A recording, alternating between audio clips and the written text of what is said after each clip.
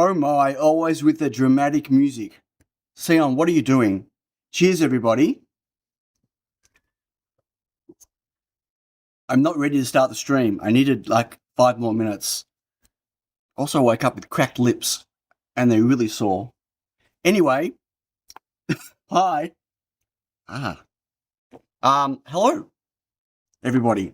How are we all? I really wish I could put my camera. So I look at the screen, right? But my camera's here. I wish I could put the camera here so I could look at the camera, but then it'd be in front of my screen and I won't be able to see the screen. Awkward. Like, someone should find out how to put a camera inside a monitor. That would be awesome. How is everyone? Wacky today. Warning you all. I'm a bit all over the place. So Austin was saying that time goes past so slowly, and I'm thinking it goes past really fast because I blinked and it was 2 weeks ago that I streamed, and I've done nothing since. Well, that's not true. I've done so much stuff since. HMS says if only there was a tripod you could 3D print for it. But it was I still need it in front of my screen. Like, literally in front of my screen where I look at the pixels. Anyway, I've done stacks for the last 2 weeks, but none of it my own stuff, which is just really, you'll see, I'll show you some, I'll show you some things that I've been seeing here for 2 weeks, and you'll understand it's a bit frustrating. But, get a teleprompter. I don't need hello AJ, a teleprompter. So you mean so I can look at the screen at a weird angle? Nah, look, it's fine. It's okay. It's just awkward. Do you all think it's not awkward that I'm not looking at you? Like, I'm not looking at any of you right now. Now I am. Now I feel like that's a bit bizarre. Anyway, I could probably hang the camera from... Anyway, we're not even going to go here now. Let's stop talking about the camera. How's everyone's weeks been? Hang on, I need to check something. Yeah, no, I don't think so. Sorry, I'm just having a bit of an argument with Claude. It's pretty funny. And when I say it's pretty funny, it's tragic. Claude is tragic. Claude has regressed so badly. I got to tell you. Anyway, we're not going to have a Claude bashing day. I need to just check that something works so I can show you. And okay, so cool. Oh my god. Sorry. I told you I wasn't ready. I needed like 5 minutes. But it's too late. Too bad. So, yeah. I'm so sorry. I'm so sorry. Breathe. Start again. Should we start again? I'll start the intro music, right? And then we can pretend that whole portion never happened, and we can just start from scratch. No. So, okay. So 2 weeks ago, or just after my stream, I think it was the Thursday, my new hub boards arrived. USB hub boards arrived. And I've not even opened them. It's been 2 weeks. They're still in the packet. Because I've had zero time to myself. Zero time for my own things. Other than, either 5 o'clock in the morning at home, hacking away at some code, for the display, or evening when I get home, but like no time here to do stuff. I'd planned to, I tried, I just could not get this going. So I've not even opened it. I'm going to open it now to show you all what they look like. If I can find where I put my knifey knife. There it is. Oh, that is dirty. It is a new blade, probably. Let's not cut my fingers. So I decided I didn't want to hand prototype another board. There's a lot of parts, a lot of repetitiveness on it. I've built 3 of them now, and I didn't want to do any more by hand. So I thought, stuff it, I'm just going to panelize it. I'm pretty confident with this design, and if it's wrong, well, I've just blown some money. But if I'm right, then I have production boards. Oh, God. Get out. So I've not even looked at them. Wow.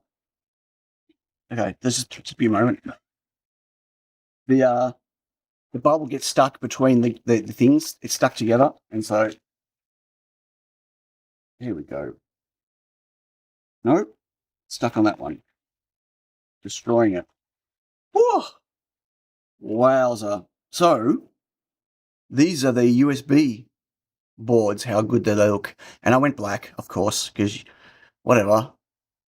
Smart Hub ESP32-S3 6-port USB hub.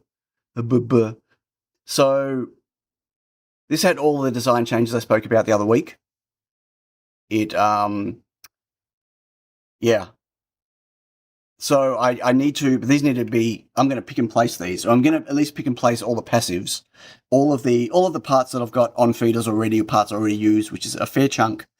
And then the rest I'll do by hand, but that'll take care of like 2/3 of the parts on the board. So I only got 5 panels because that's the minimum they do. That's 10 of them.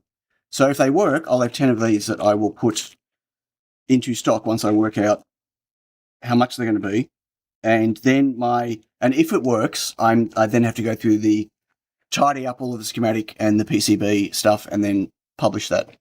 So as I said to you, this will be, I am going to release the files for these. So you'll be able to make your own, or you'll be able to change it, do whatever else you want with it, move the ports around for those that want all the ports on one side and all those things, right? So,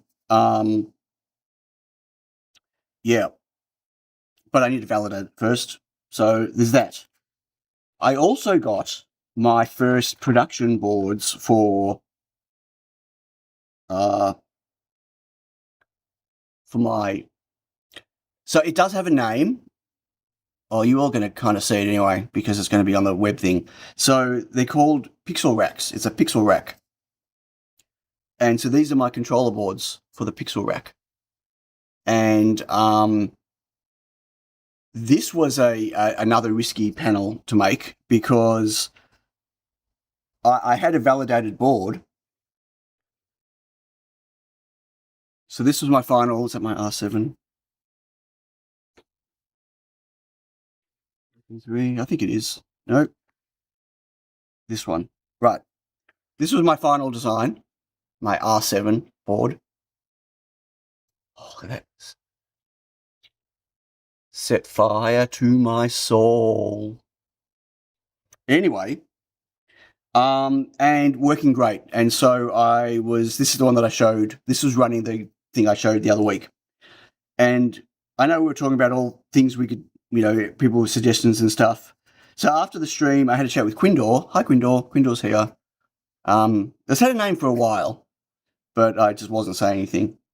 And Quindor convinced me to add another port, one more port.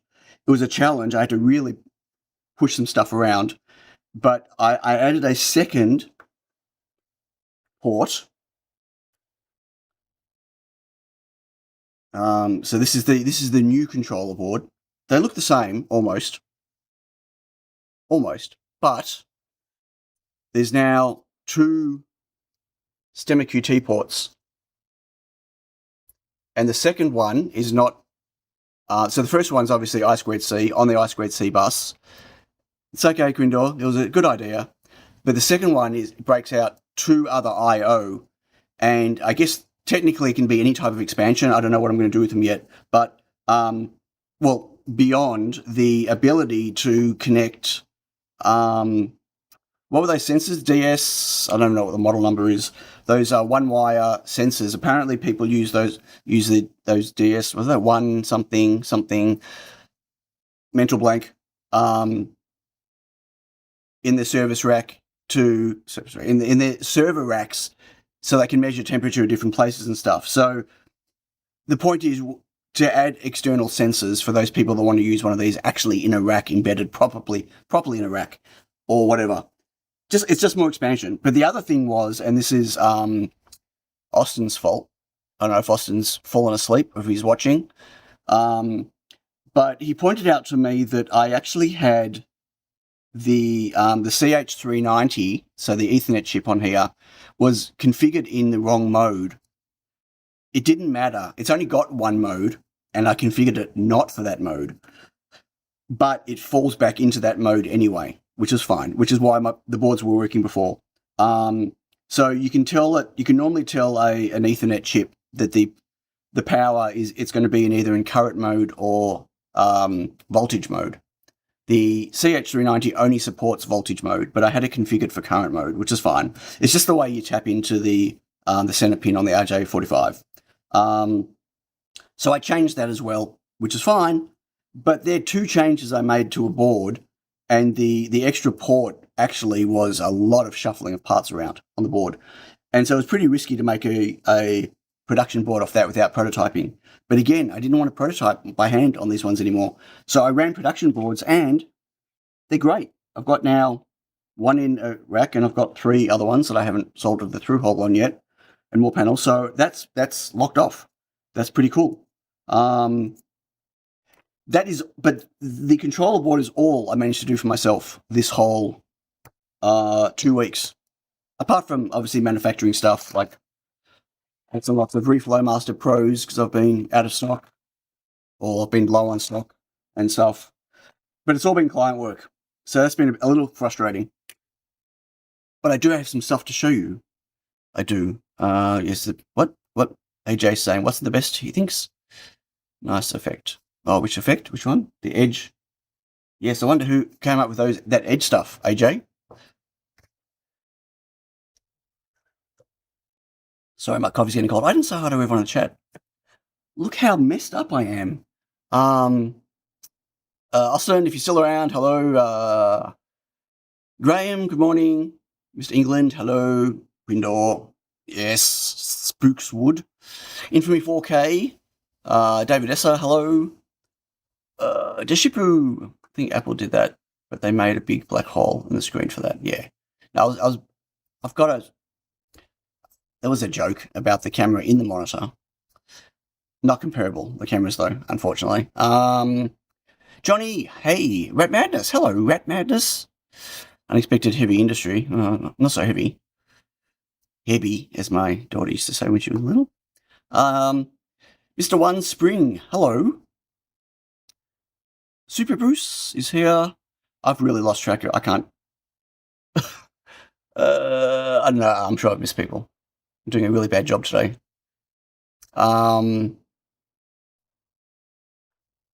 Yeah, okay, well, there you go.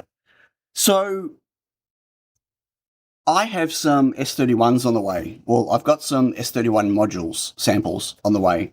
I'm still waiting for actual silicon. Apparently that's being, I'm in the batch, I'm in the queue to get from the batch that's happening in the next 3 or 4 days, apparently, and then they'll ship them to me.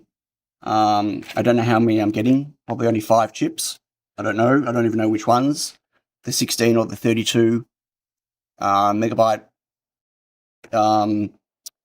SPI RAM ones, the PS RAM ones. I don't know what I'm getting. And I've had to fight. I've really had to fight to get in at this point in the queue. It's been a little frustrating. Anyway, but I do have 2 modules on the way. Obviously, I don't really use modules much in my projects. Very hard to make a small board with a module, but the S31 is bigger than, well, it's not as big as the P4. but it's bigger than the S3. So it will not fit on pretty much all of my designs already. So if I'm going to use the S31 on a microcontroller, a dev board or something, which I want to look at doing, I might have to make a new board for it. But it's an insane chip to ship. It really is an insane chip, and I'm looking forward to using it.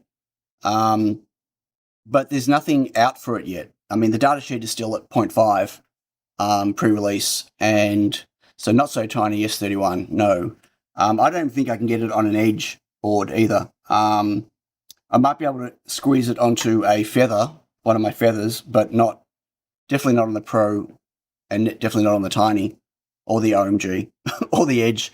It's just a big chip. I mean, they could have gone the same LGA package as the S3, and there are pins on the S3 that they could have exposed to have more I/O, but that would have been like a half step. But they couldn't fit the other stuff they wanted inside. Architecture is P4 alike, but you will need the newest RDF. Yeah, sure. But the advantage of the S31 is it doesn't need all the other power stuff that the P4 needs. Like, it doesn't have MIPI, CSI, and all those things, so it doesn't need the multiple voltage rails and whatever. It's literally, it should be as easy to implement as an S3. The P4 is only just released. Well, it's actually discontinued and then re-released. You all know that, right? There's a new version now, the X version, and they've dropped the first release they did because there was problems with it. So the P4 went through many revisions, and they actually had a couple of candidates for mass production that they pulled. So the P4 took a long time to come out because I mean, you think about it. Every time they go to the fab to make to make samples to see if this is the one, that takes time. They've got to wait for their slot and costs a lot of money, and they actually went through a lot of issues. Surprisingly, the S31's only gone through one round. Like, that was it. Their chip that they're launching is the chip that they went to samples and, engineering samples on. So, according to Google, ESP32 is hundreds of times faster and vastly more powerful than Intel 808. Yeah, I'm not surprised. And that was the original ESP32. So, for me to look at what I can even fit on a board, I need to actually make a footprint for it, because there isn't one, and a schematic symbol, because there isn't one. So that's what I was going to do this morning on stream. But before I do that, I want to show you some stuff that I have been working on, which is cool, because I listened to almost all of your... No, I listened to all of your feedback 2 weeks ago when I showed my Pixel rack. This is by the way, this is the Pixel rack currently not in its frame. And yes, it's elastic bands, because the frame is what holds it together. Oh, no. Bad timing. Bad boy. Sorry. Unexpected spoiler. Unexpected spoiler. Bugger. Actually, if I wouldn't have said anything, you wouldn't have even known. Anyway, so yeah, this is it not in its rack face. But this is a case from JLC. This is in nylon. This is the case I'm going to be using, or I'm going to get JLC to make, all one-piece cases in nylon. And this is actually one wasn't this I was going to show. And where did I put my... And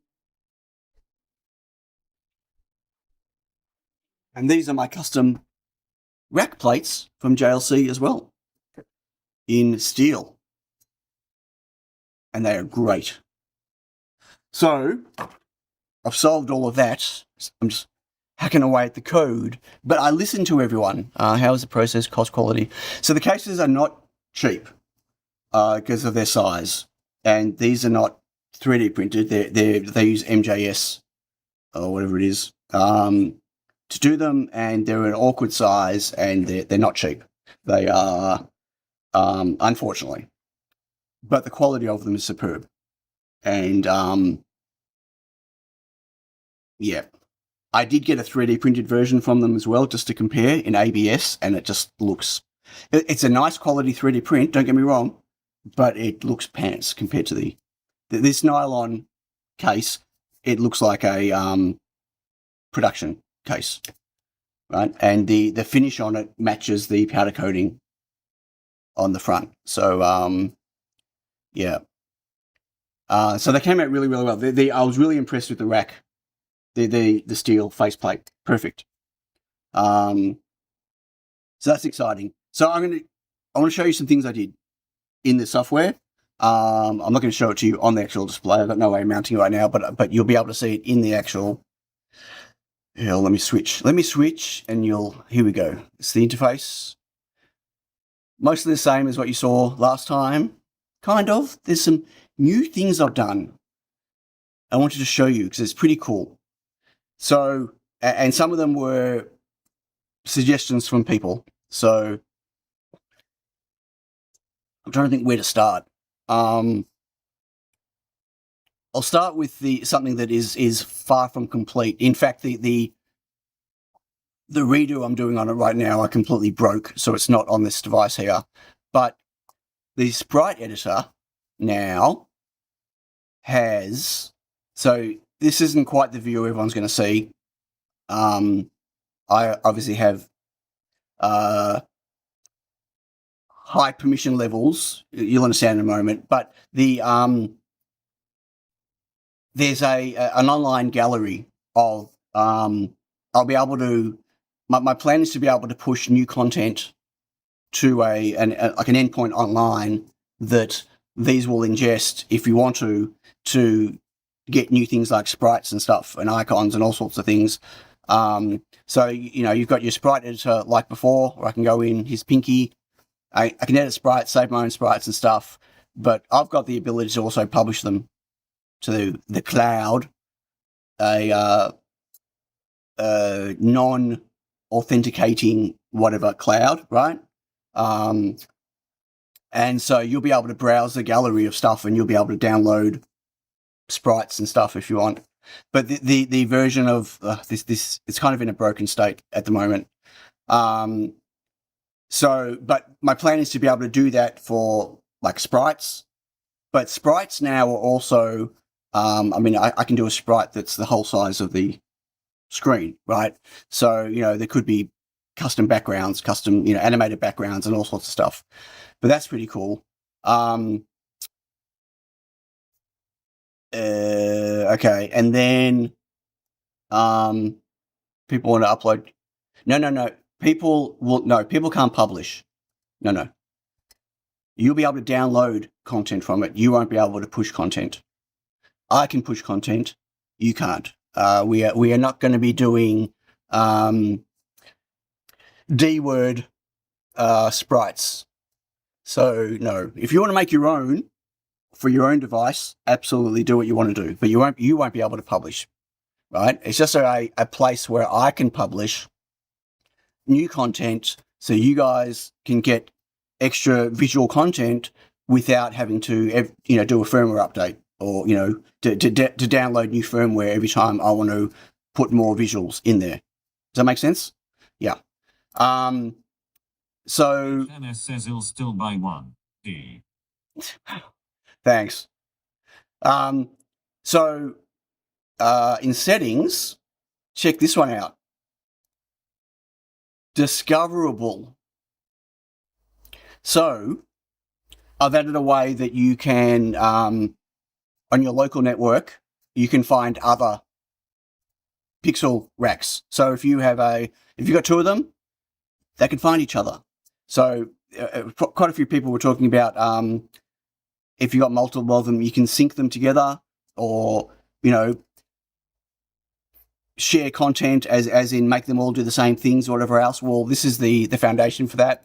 And it'll all be up behind a secret. You pick your own secret. They'll have to obviously match secrets. So would also allow you to put them into subgroups if you wanted to, like a workgroup name, right? But yeah, you'll be able. It's all discoverable, and right now it's using MDSN multicast. I might change it to UDP. I don't know. I'm a bit worried about the multicast thing.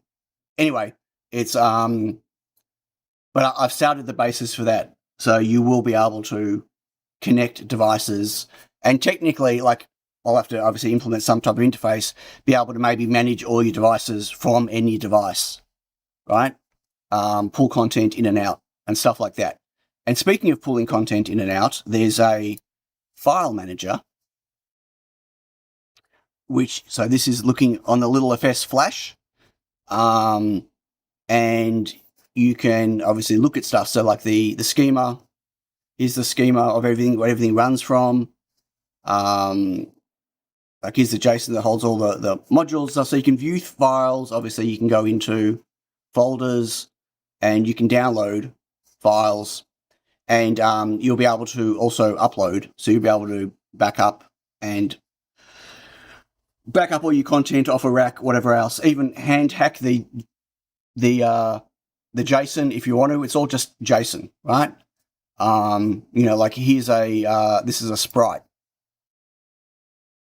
right? I mean, there's obviously all the data's encoded to make the pixel data be as small as possible, but it's just JSON. So yeah, we haven't even got to the cool stuff yet. Nothing. There is some things there, but not published yet. Okay, so back to display. So here's the cool stuff. Let's start with. Okay, I showed you the other week that I had.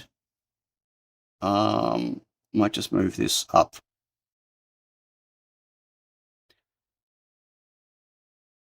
Yeah, that I had this canvas editor that I was working on, right?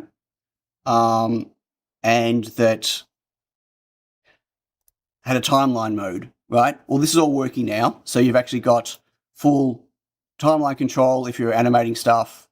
You can see that, right? And then you've actually got a root canvas. You can actually animate the canvas. So the canvas itself is everything. And so you can animate the canvas moving and opacity and stuff. Everything's working. Adding and deleting keyframes and everything else is great. And obviously in the editor, you can click on things. Oh, so I have a new palette system. So this is the color palette. It's not a operating like a system palette picker anymore. It's a fixed palette. The reason I did a fixed palette is, firstly, all of these colors have been really vetted to work on the display. There are some colors that just don't work great on an RGB LED, like a pure blue. Doesn't look great. It's actually really hard to read. And anyway, so these colors are colors I've spent quite a bit of time tuning. I'm still tweaking them a bit. It's the full color palette. No brown. Well, obviously, have you tried doing brown on an RGB LED? Doesn't quite work. You got close. I mean, this is pretty close to a brown when you're looking at it on device. So you got your main colors here, and then you've got anyway, the point is it's a fixed palette now, and anything that uses color palettes uses this. The advantage of this is it's, for the sprites, it's index, and I just shipoo. For the sprites, it's indexed, right? So I don't have to store the color. I just store the index into the palette. Anyway, so that's pretty cool. But check this out. Zoom. Doop. Doop. Up. What? Sorry. So, originally, this palette, you can also use your scroll wheel. Originally, this was designed to do a single frame page of content. So, you've got the other systems, you can do scrolling text and stuff I showed you, but this was designed to compose a single frame. But it'd be nice if you can animate things coming into that frame. And to be able to animate things coming into the frame, you need to be able to position them off the frame. So how do you position them off the frame to animate them in? Because this is fully animatable, remember? So you can now zoom in and out. So you can actually build content that'll sit off, right? So there, I don't know, I'll put that over there. And then in the timeline, if I go over here, oh, that's already animating in. Which one's that? My multi-row. Okay. I'll move that over there.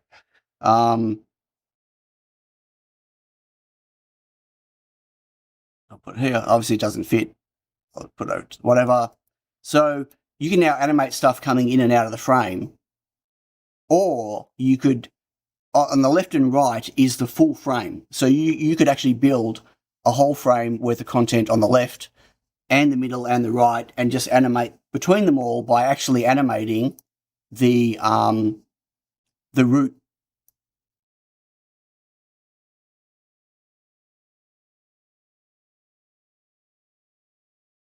Anyway, the point is you can zoom in and out now of the content.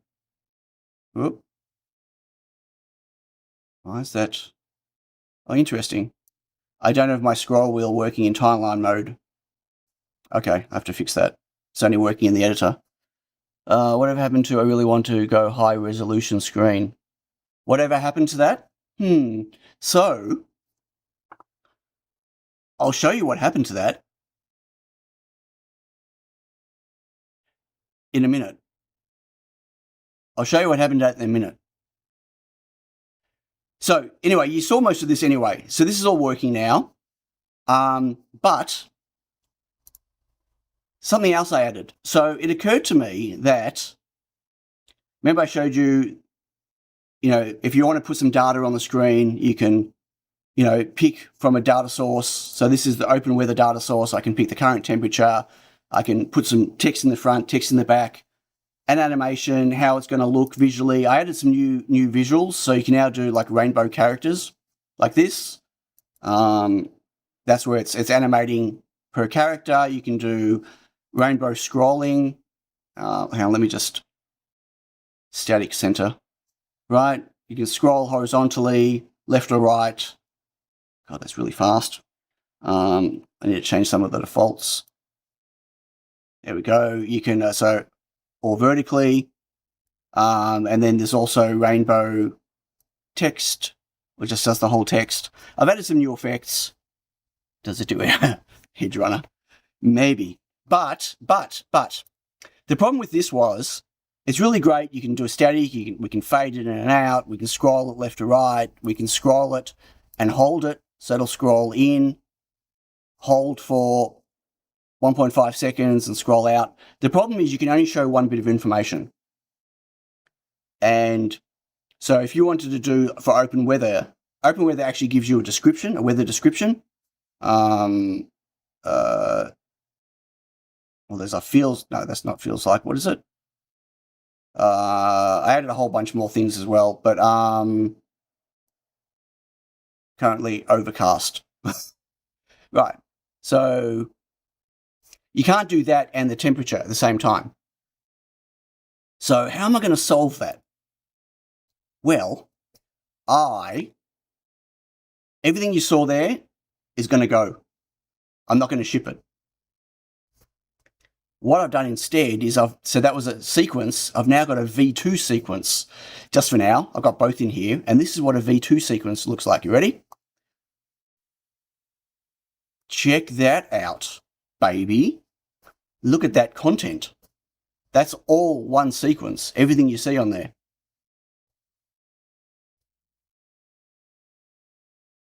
Got icons and sprites. Got different colors, different text effects, different data, all together, and it's all drag and drop. So this line here is the construction of everything. And so you can see here, I've got an icon. Oh, I've got a new icon picker. I'm going to be shipping a whole bunch of icons, right? They're all two-tone icons. So this is just my starting ones. But you can see that one was the skull, and that one there's that star thing, and you can just pick a color and it'll do the two tones, whatever. So if I want to change that one to, I don't know, a locked box, You'll see it when it goes past again. Sprite picker, color picker, and then effects. We'll get to those. So basically, if I go, let me just close that. I'm going to go a new, let's do one up here. Let's go into info. I'm going to go add a sequence. So this is just going to be network info, right? And I literally just drag these. It shows me all my tags for all the different things that I can add instead of that drop down. So I can say, I'm going to put a color. So you see I'm just dragging in, right? I'm going to put a color. It's going to be, I don't know, red. Why is that there? Okay, that's a bug. That shouldn't be there. Okay, red, and I'm going to drag in the IP address. Yep, there you go. And I'm going to, this is currently set to static center, which is fine. And I'm going to now stick an effect in here. And I'm going to make this effect a, I don't know, vertical gradient. Yeah, red and blue, why not? And then I'm going to, oops, subnet. Why is the subnet not filled in? Okay, no, we'll pick something else. MAC address? No, why not populated? Interesting. Okay, I'll have to look at that. So, and you can insert text. I'm spacing. I'm going to go up time, and then I'm going to stick an icon. It's literally drag and drop, and then you can go, actually, no, I want the icon to be over here. You can construct the whole thing, and let's make it scroll right to left. See it real time, live, and yeah, just build up the frame with whatever content you want. I'll have to look at why these aren't being populated. Is last boot time? Is that being populated? Unknown. Boot reason. Okay. So I picked a really bad data source. What can I tell you? The point is, you can now construct and join any data together. So you'll have two ways of doing it, but you can do combination of color and whatever you want like this, or you can use the canvas editor to do really complex things. So this is all about a single line that you can scroll and you can construct, and you can honestly make it as long as you want, right? You can put as much info as you want and it'll just keep scrolling. Hey, Alan. It'll just keep scrolling if you're in scroll mode. Obviously, if you do a static center and it doesn't fit, it doesn't fit. That's on you. But yeah, you can add as many icons and sprites, whatever you want to do on it. Or you go the canvas editor, which you can do really complex constructions. So this is the new sequence editor, and the old sequence editor is going to go. All this stuff like this is going to disappear because it's kind of cool to do something very quickly, simple, but you're really limited in what you can do.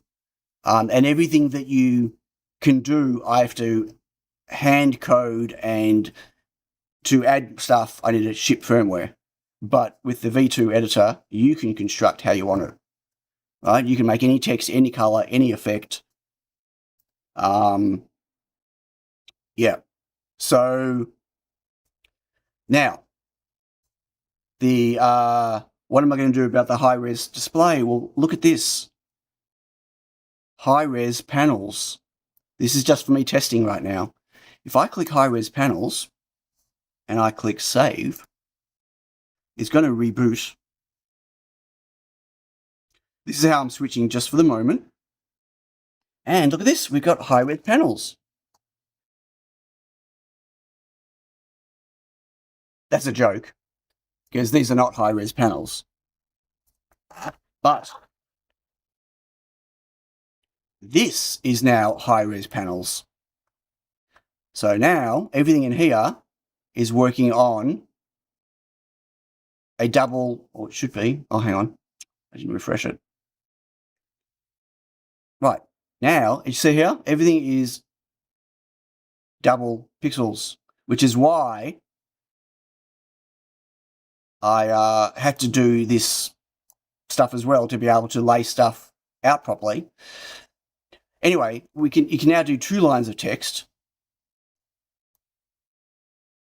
So everything is already set up that you can do the high res. For those that don't remember or don't know what we're talking about, I've currently got on the way to me new LED panels that fit inside here. They fit in here, but they will make the pixel density twice as many pixels, not twice X, twice Y, just twice as many pixels. So instead of 11 pixels high, it's going to be 15 high and 175 across. A lot of pixels, 2,560 LEDs in a 19-inch rack. So it's trying to show the high-res stuff with the low-res panel, which it won't work, obviously. And I don't know if I'm going to be able to ship it because I don't know if I'm going to be able to cool it. I have enough power. I don't know if I have enough cooling to keep it cool. But to know, I need to build them. So the panels are on the way. And I need to be able to design on them. Yes, your side has 320 by 240. Correct. Doesn't work so great in a rack though, does it, Alan?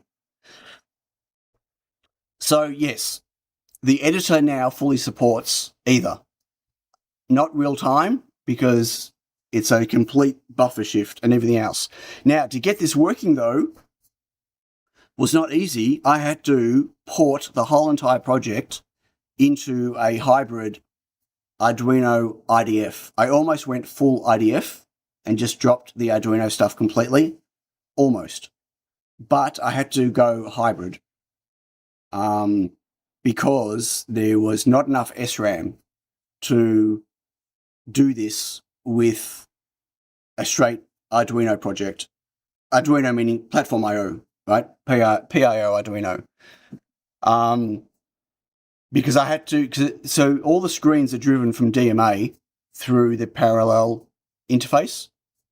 And so to do that with the extra pixels, I needed to double the memory used by the DMA buffer, which put me down to not enough contiguous memory to do any TLS at all.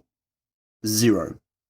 And the only way I could get around that was to get access to the IDF level SDK configs to tweak everything, to crawl back enough SRAM to ensure that my max block available stayed above 32. You need 32 to 35K to do a TLS call. And if you don't have in a contiguous block that much, every single endpoint call will fail. So once you go full IDF, you never go back. So no, look, I'm managing projects, client projects in full IDF. I used to be intimidated by IDF, I guess years ago, whatever. I'm not now. I'm quite comfortable in IDF land, but it would have been a significant rewrite, because not like everything about it would have been new written code. Because everything's different. Like none of the API, so none of the function names are the same. None of the API calls are the same. All the construction of stuff and everything else. So I went the hybrid first. The hybrid works, and I just have enough. Like you see here, might be able to see sitting on 36. If I look at the log, I've got running free heap stuff everywhere, right? To be sure, but I'm not getting any fail. So if you look at all the things so what have we got? Endpoint hits, so 1, so 4 endpoint hits here, 5, 6 endpoints here, 7, 8, 9, 10, 11, 12, 13, 14, 15, 16. I mean, look at them all in a row. Bang. Hit. Yeah. And my memory usage ended at 37K for max block available. Started. I mean, obviously it started at 4098, went down to 3787, and here all the way through, never drops below. This was a challenge. This took me about 3 nights to get working. And the problem is when it's not working, it crashes hard and takes down the whole project. So gradually port stuff from IDF to if needed. You mean Arduino to IDF? Is that what you meant? No, this is still Arduino code, but it's using the Platform IO hybrid where you do it both. It's not using Arduino as a component in IDF. It's doing that weird thing where it lets you recompile IDF in every time you make a config change. So it compiles both. The downside is my compile times have gone up massively if I need to tweak anything on the IDF side, because it literally has to recompile both. But the advantage is I have now better control over the memory usage. I can turn things off, like I can turn... So in Arduino, you can turn Bluetooth. You can disable Bluetooth in that it doesn't turn on, but you can't compile Bluetooth out. I'm not using Bluetooth for anything, so Bluetooth's literally compiled out now. There's no Bluetooth at all capability in this code. It's not compiled in, right? Stuff like that. I can change the RX and the TX buffer size for my TLS stuff. Like, Arduino uses a big buffer, enough buffer for the receiving, so you can get really big payloads, but a matching sending. So I think they've got like 16K for in and 16K for out. Well, my messages going out is this big, right? With maybe some header stuff. My messages going out needs 4K, right? I don't need 16K. So, or I think I've set it to 8K now, right? So 8K out, 16K in, that gives me 8K back instantly, right? You can't do that with Arduino. You got to do it with the other way around. So it was a massive job. It's stable now, but it wasn't stable for quite a few days. So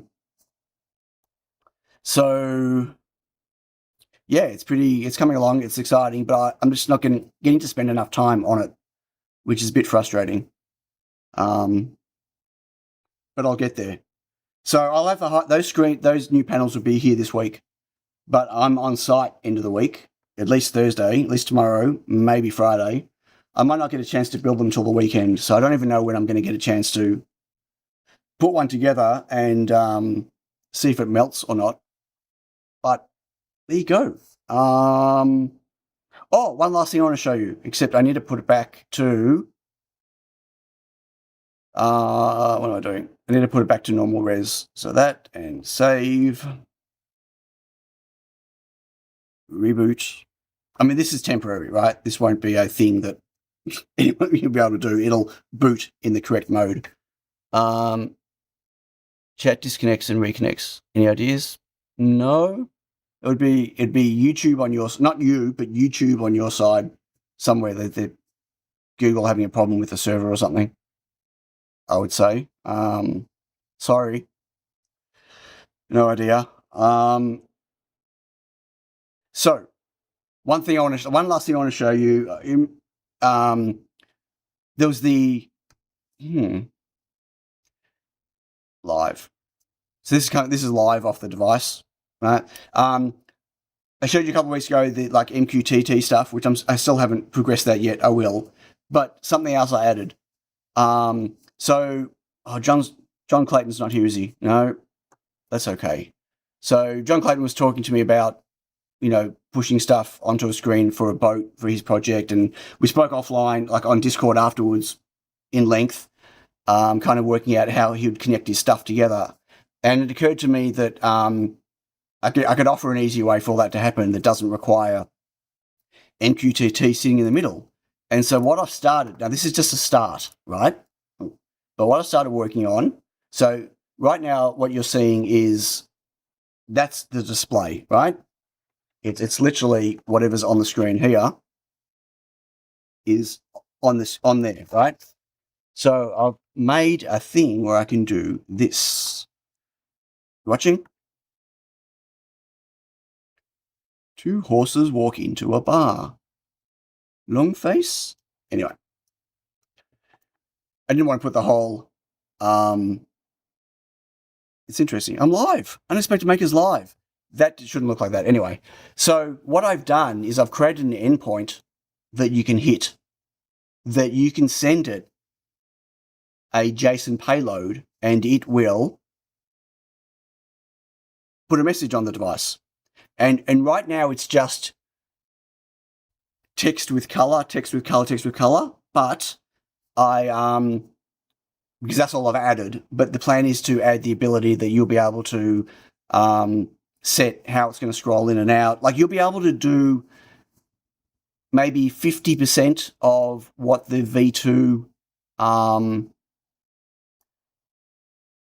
what this V2 sequence thing will be able to do, right? Maybe 50 or 60%, I don't know. It depends on how I'm going to do parameters.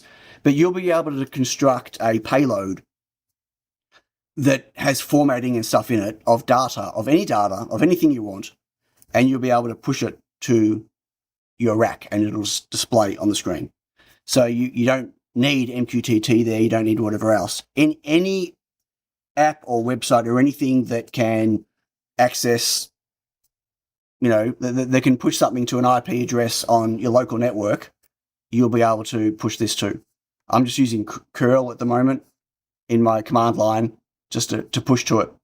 And I thought that would be a really cool solution for people that want to get data onto their thing, not through this interface, right? The whole point was to allow people to connect their own things to this as well, to show data without having to, add it as a user module or whatever. Like you can use my system to build content for the rack, but you can also push stuff to it externally through an admin portal or through you could associate color with temperature.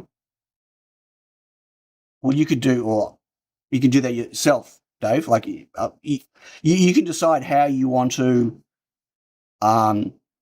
show and display the data, like what the content's going to be and what colors that content's going to be and whatever, and you'll be able to just push that to the rack, to the display, the pixel rack. So that's still work in progress. That was just the first pass I started working on. It's just text and color right now. They're supposed to be showing one at a time. That's a bit of a mistake. Via what protocol device is listening on a port? No, it's an endpoint. So it's like a REST API. It's just an endpoint. You hit an IP address with a URL, and you pass it the HTTP endpoint. And you pass it a JSON blob, and it uses that JSON blob to build what it is it's going to show, and then it shows it. And so I will add with the option of having a passphrase or something that you need to provide with it. It's just it's REST. So it's a usual. Well, no, it's not post. It's just a get. It's REST API. You could do it from a string if you want to. You know what I mean? They can do it from like a query string, but that's kind of pointless because that requires a browser. Actually, maybe I don't know. Anyway, right now it just it's still being worked on. I use an ad block, uBlock, which is light in my browser. I have no idea, Mr. OneSpring. I don't use the ad blockers, but it could be. Okay, trying to use it. We did our own security. Well, right now, there is no security. I'm trying to make this fully open in that you can do whatever you want to do with your rack in terms of pushing content to it. So, and I'm trying to give everyone as much flexibility as possible to do that. So, if you think about it, with the discoverability stuff, which is still something I'm working on, right? Like you can't actually, I don't have another one running right now. If I did, I could actually click discoverable, right? Well, I can do it now. So this is now broadcasting over the casting over MDNS. Oh my God, tongue twister. So if I had another rack sitting here doing the same thing, they'd both see each other in this list. There'd be a list there, right? and you can connect them. They both have, as long as they have the same secret. So if you had that, you could be pushing content from this rack to that rack using that same endpoint system if you wanted to.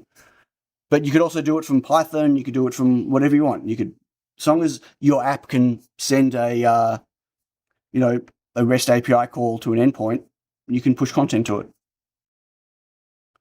Wow, that was a demo that went way longer than I had planned. Couldn't let that go. What? Lol sound. What did I say? What?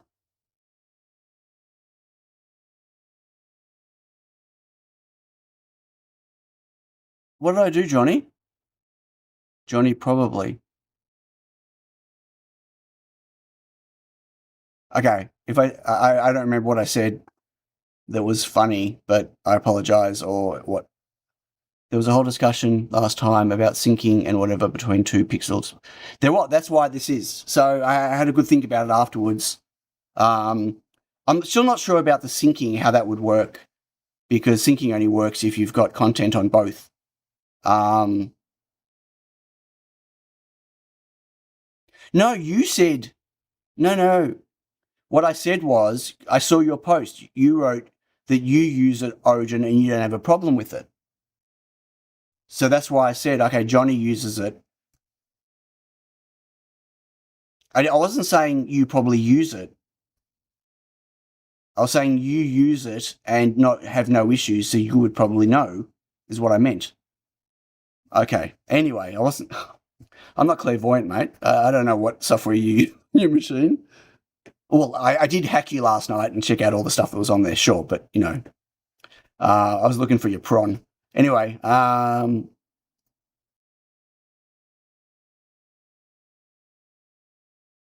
syncing thing, I don't understand how that specifically would work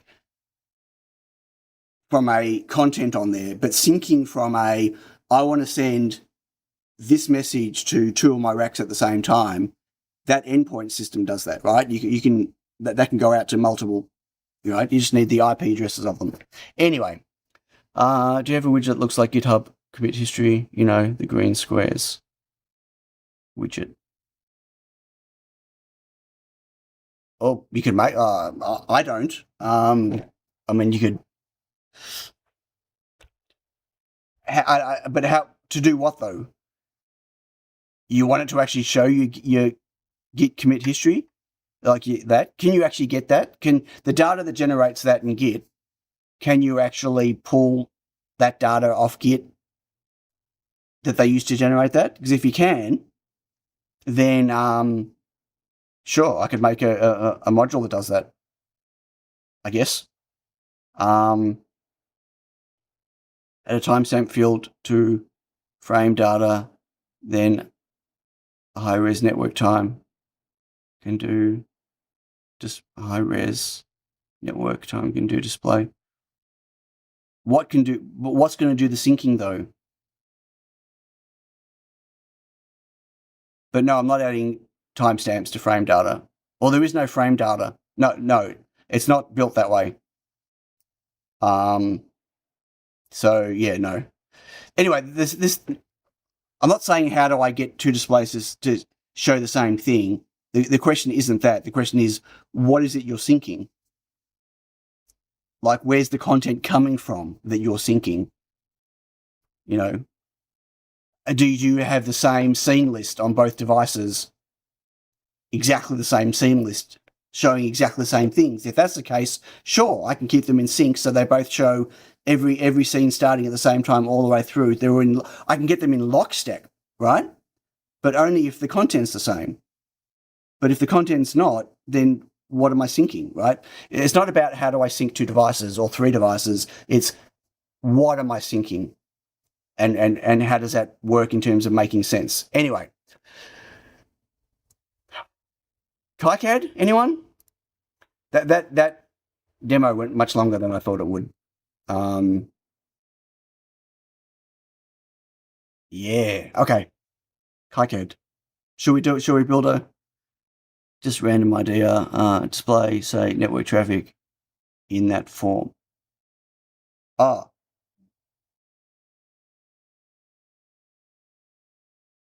Hey, Technublis. You just need a master slave. Right, you're talking about, so whatever's on this device here, when you're displaying it, push that live to this device. I can do that. Sure.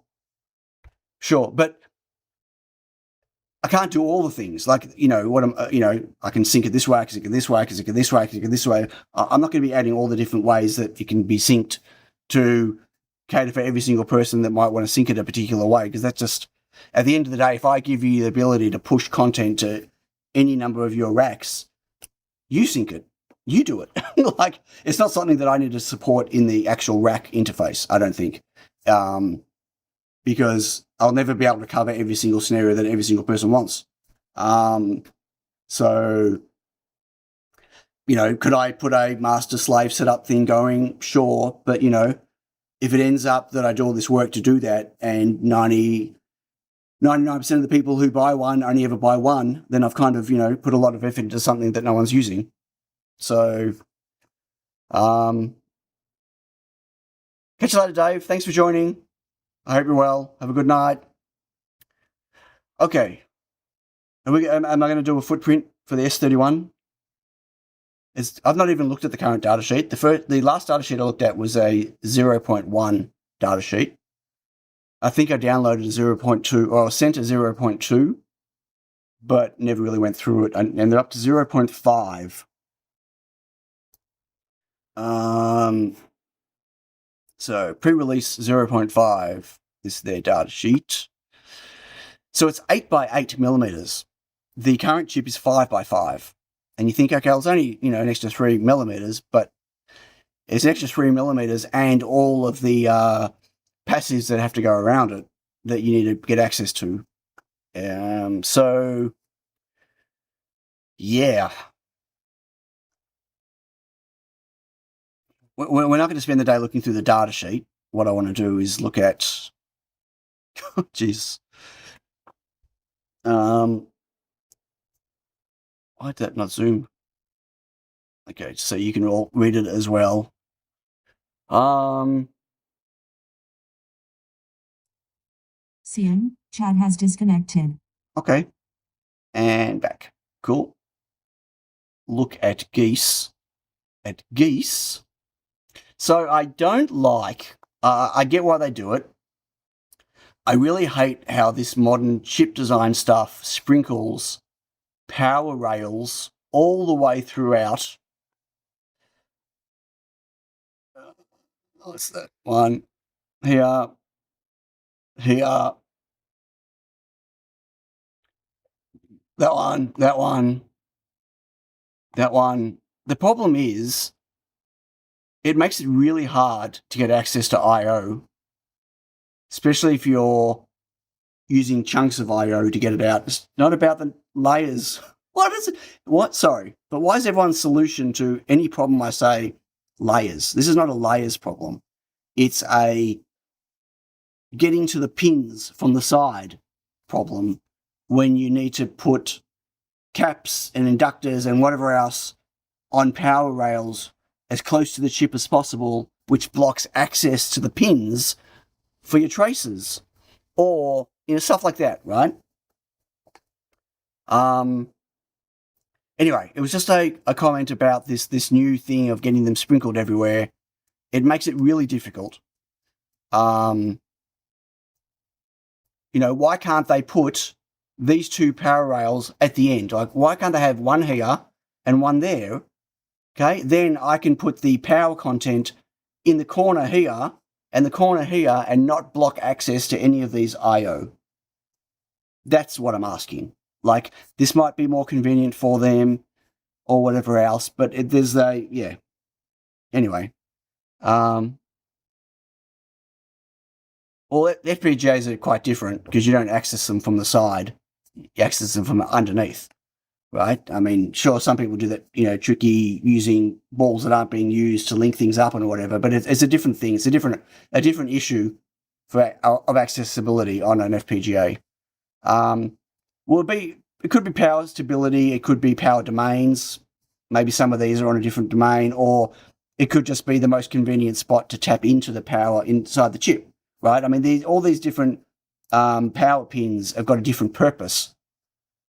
Some are connected to digital, some are connected to the analog side, some are connected to peripherals, and some are connected to just main, you know what I mean? So I get it, but it's frustrating.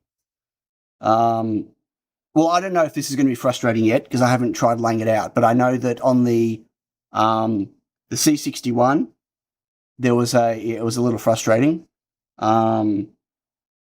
So, and the C5, which I have abandoned doing anything with because it's just C61 and C5 don't have enough I/O.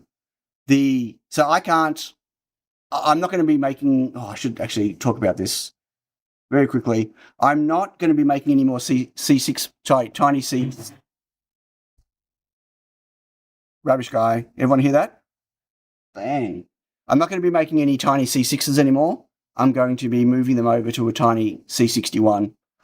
So they'll be exactly the same boards, fully drop-in compatible in every way, but they'll have the C61 on them instead. So they'll have 2 meg of PS RAM and the newer chip. Yeah, so that's the thing. I don't want to go 0201 just to be able to get things close enough to those pins where I need to like it's yeah.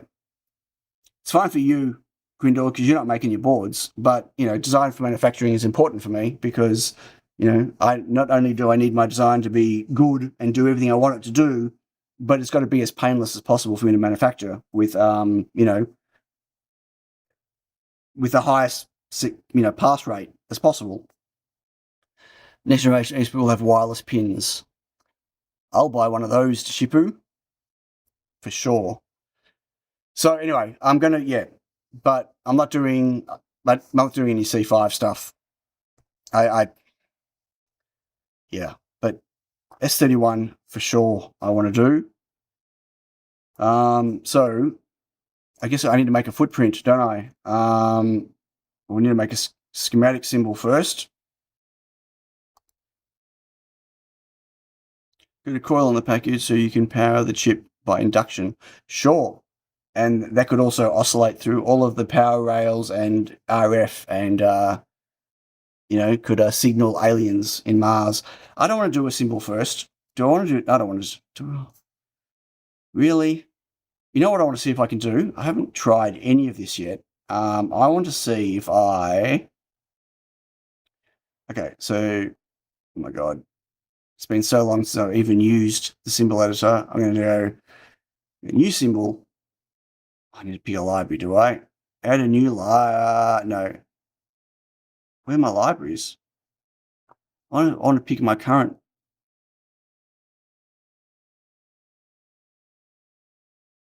Okay. What? Anyone know how to use this? Panels. Library tree. That's what I want. Thank you.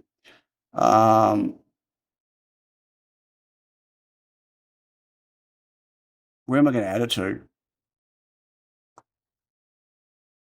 You know what? Stuff it. New library. And click add libraries. Call this, I don't know, ESP32-S-WHAT. Why not? Okay, then we're going to go new symbol.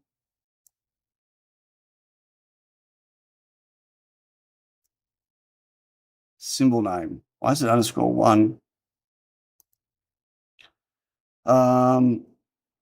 Or you just create symbol.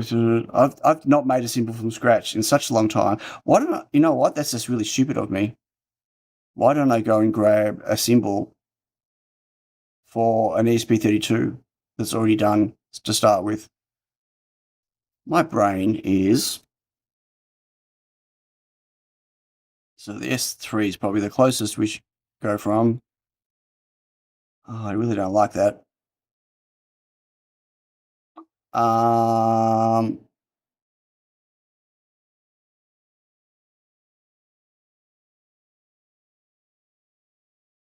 are my ones? I'm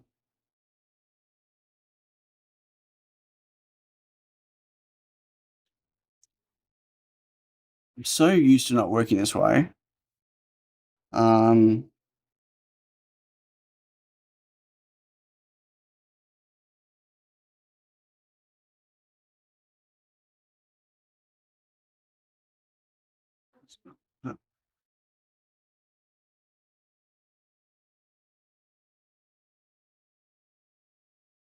Okay, I don't even know where to start from. I don't know where mine are. I'm just going to start with this. Wow. They could include, oh, right. Sorry, that was a new message. Okay, so I'm going to copy this, I think. And go new symbol. Been up all night and press probably the US stuff. Good night, AJ. Have a good sleep. 32-S-31. Okay, and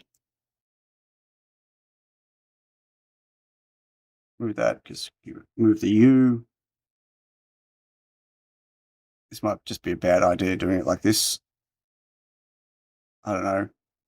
Oh my god. How many pins on each side is it? Excuse me, 20 pins on each side. I tell you what I'm going to do. I'm not going to do the symbol first. This is a pain in the backside. I'm going to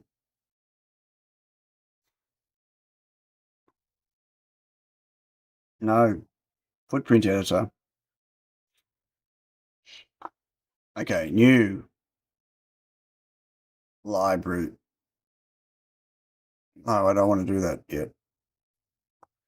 Available footprint generators. What?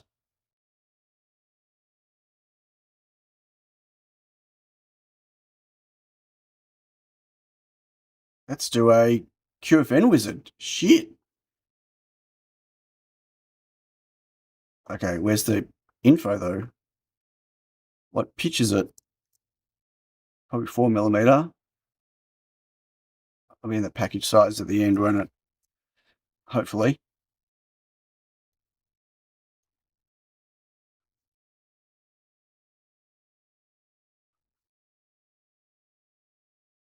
Okay, it is lead pitch 0.35.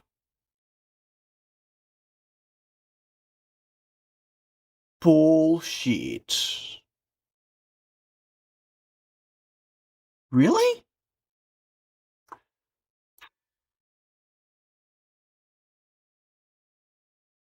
Why? Why do they do that? Okay. Body size, so it's 8x8, and the EP size is 6.5 by 6.5. So body is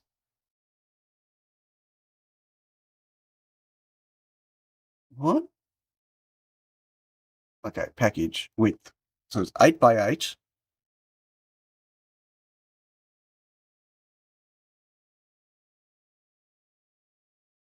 That was 6.5. 6.5. I've never used this at Wizard before. I don't even know what we're doing with it yet. But pads are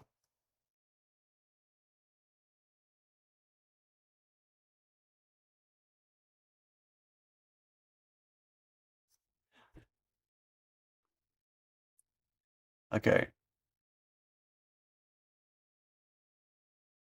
So E, yeah, 5, and where's it showing the pad width and height?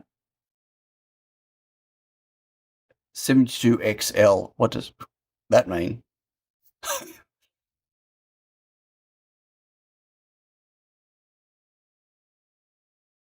Tip to expose. Does anyone know how to read this?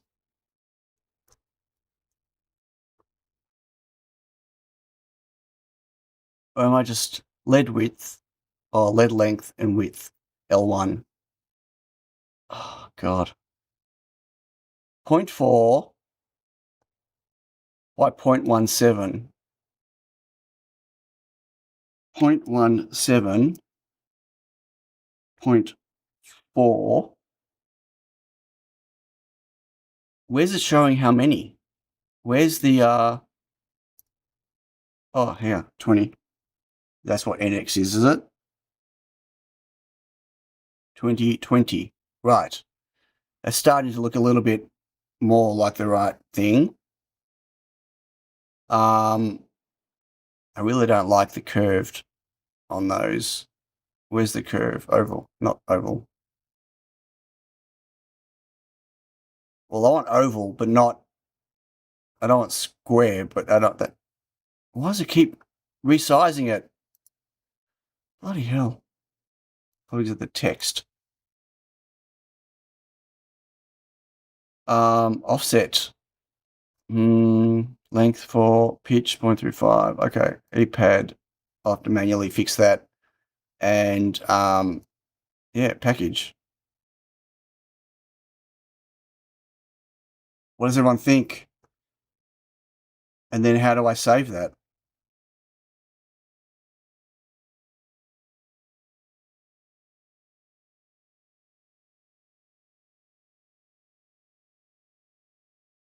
File. How do I get out of the wizard? Export footprint to editor. Okay. Okay. Wow. Has anyone done that before? I've not done that before in KiCad. I generally just build them from scratch. Interesting. Okay, so they've got their EP. It's got the corner here, pin 1. Okay. We can do that.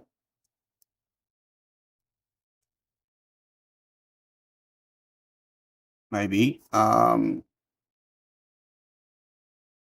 I create? Change the shape? No. Can I? Shape modification. Move corner to. I can't chamfer the corner. Really? Okay. I'll fix that corner later then.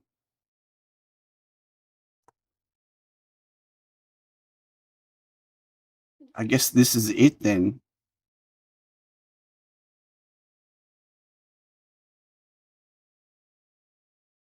Okay.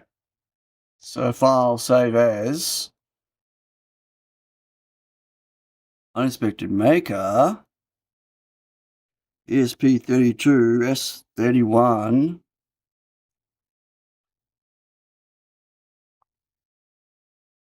Okay. A few things I don't like. Okay, it's got fab. Okay.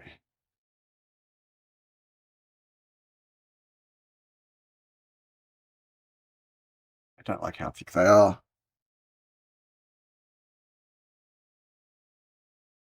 And I don't like these. You can go, you.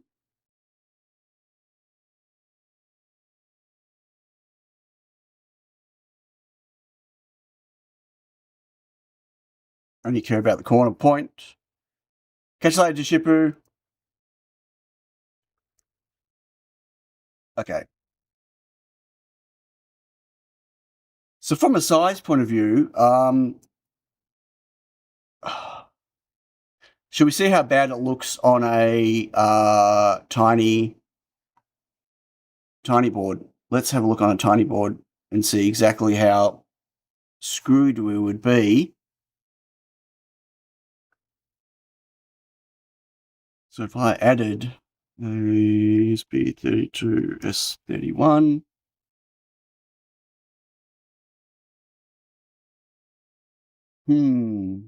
You can see the difference in chip size. Maybe. Wait, what just happened?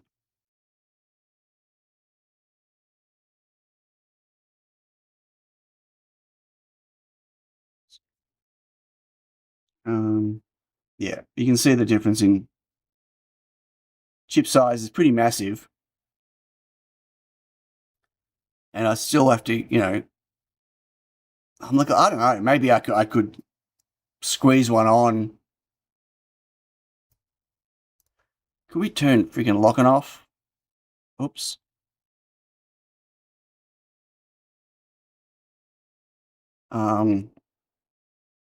I mean, I could maybe squeeze them between pins. I don't know. Can you imagine if I did? If I could squeeze one on, that would be epic. But I don't know.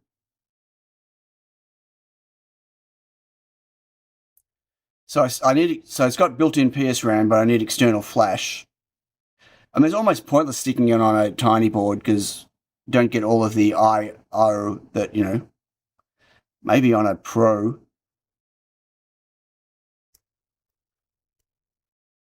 Okay, let's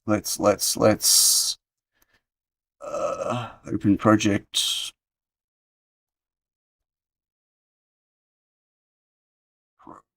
S3. Make more sense on a Pro board because of all the I/O. Discard.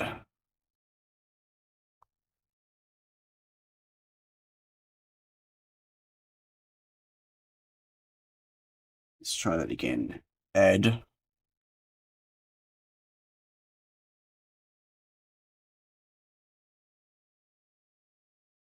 I mean, that's a this board is insane in terms of routing already. And with an even finer pitch. I mean, look at the pitch difference.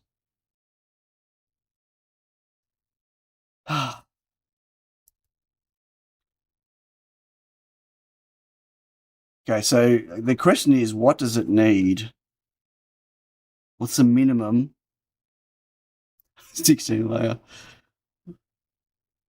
Why stop at 16? Okay, what does it need? Let's I need to see a bare minimum of layout if they've got one, which they don't. No way.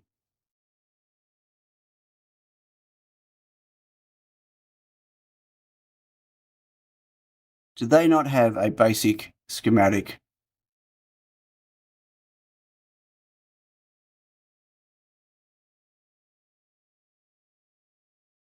I mean, they got lots of tables. Oh, son of a bitch.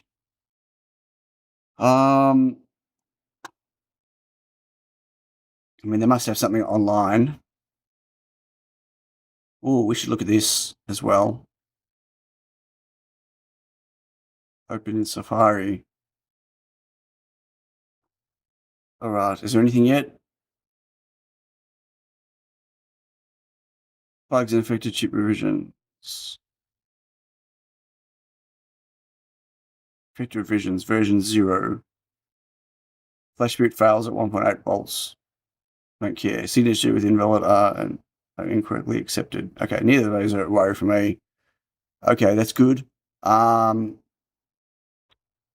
But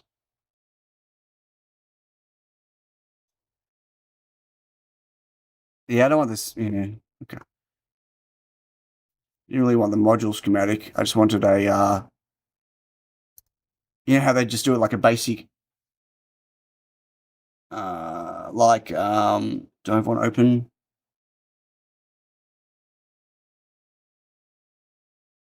Window. Right, so like on the S3 data sheet, this is just the S3. They include, I'll get there eventually. Data sheets become so long, it's not funny. Wait, they used to include just a layout. Do they not do that anymore? Am I imagining things?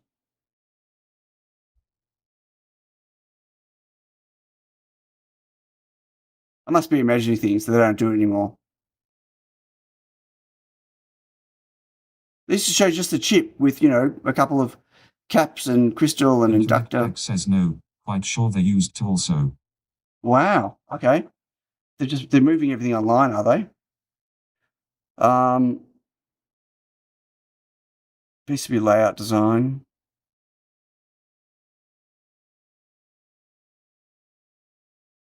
Oh, actually, yeah. So this is what you're talking about with the module layout, right? Like this. They used to show a picture like this always in every data sheet. That's really frustrating. They don't, right? So this is their bare. This is what they say is their bare minimum, right? There's no way I'm fitting all of this. In the or maybe let's see what. Okay, let's break it down. Right. Don't need that. Don't need that. External crystal, fine. One cap on power pin there, one on here, so 2 decoupling caps there. Why are they pulling those up? PS, don't know. So cap there, cap there, cap there. Okay, so far it's pretty much just the same. So what are these used for? Well, just need caps for those, right? So that's just for the PS RAM and stuff. Just external capacitance. We're not actually providing power to those. That happens internally, I'm pretty sure. Cap. Yeah, this is all pretty much the same as the S3. Where's the reset line? What do they have on that? If I can find it. VRF chip PU. Chip PU has got. Where's chip PU? Activate chip loads, pin, not be floating. Great. They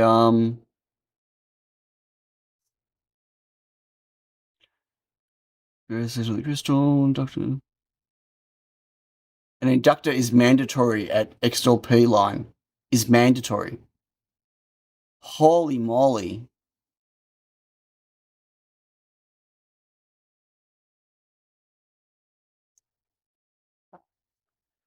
And okay. So they've got oscillation problems on the chip when they force you to stick an inductor on your crystal line. Wonderful. Yeah, they'll have oscillation. So they've obviously got something from the chip creeping through the crystal. I wonder if we're going to have mega harmonics issues like we do on the S3. The S3's got such bad RF harmonics, so bad. I can't see anything connected to chip PU, like their standard reset. X says, oh, speaking of, remember those boards that were failing went for third run today, passed fully, very happy. Oh, well done. Well done. Passed magically, or they passed because you made the change to make them pass? It sounds like they just happened to pass the third time all by themselves. How funny. Oh, hey, Matt.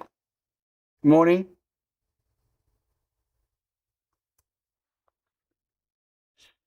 Yeah, okay. Can anyone see anything that's connected to the chip PU? That you pull down, whatever, blah, blah.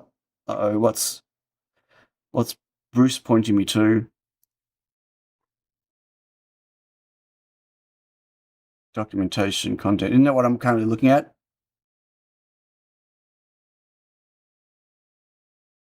Oh, that's right. That's just their wiki version of it all. Okay. Yeah, I mean, I need to read the data sheet, obviously. Like, I need to go through. Here we go. Chip enable. Need some time stabilizing before. Okay, so just standard RC that we use normally. Flash and RAM. Yep. External crystal clock source. Only supports 40 megahertz crystal. The crystal shown here. Note the accuracy of selected crystal should be within ±10 ppm. Yep, no problem. Series inductor must be added to external clock trace. Initially, it's just a user inductor. Those inductors required for normal system startup, even if RF function is not used. Yeah, you see that? They have got oscillation problems in their chip. Inductors still required.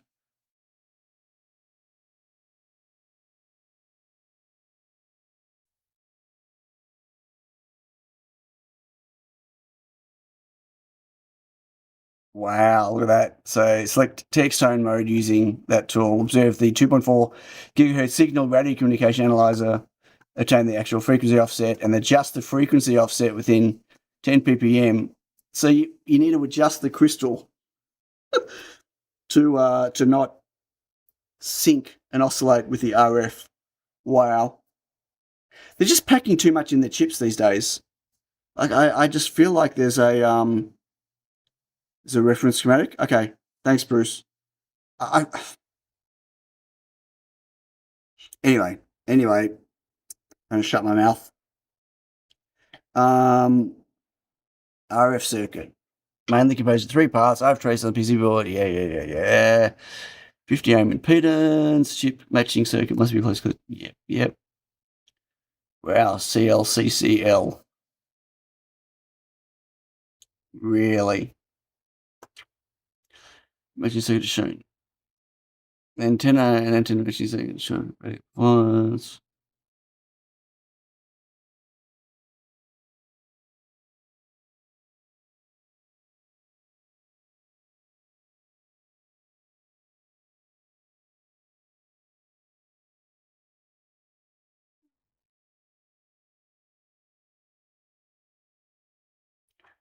Wow. Okay. What is this? Let's see what this is. Oh, that's just the same page, but how do you tune it? Yeah, okay, I know how to do that. Thanks. Attention, when to place a pull-up resistor system pin, do not add high-value capacitors, or the chip may enter download mode.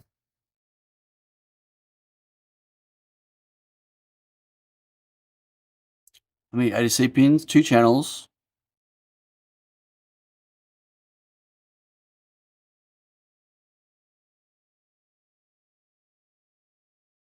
Ethernet MAC.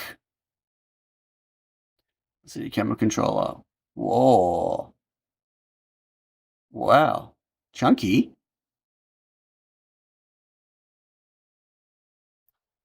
It's got 888 interface. Okay. Camera IMX. Yep. Next. That's the PCB layout. And I love it. A little bit of meandering happening here.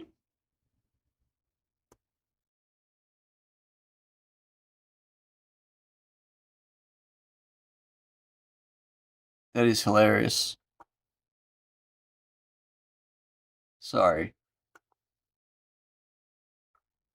I mean, look at that. Clearly no one cares much about, clearly the manufacturing process of PCBs is so good these days that there, you see what I'm talking about? This is a hole there. Hang on. Open image in a new tab. Look at that. That would normally be, I know they're the same, but that would normally be such a red flag. Like etching, deposition stuff, that would just be a manufacturing fault always. But there's nothing, it's not touching anything, and it's the same trace. But I don't know, I look at that and go,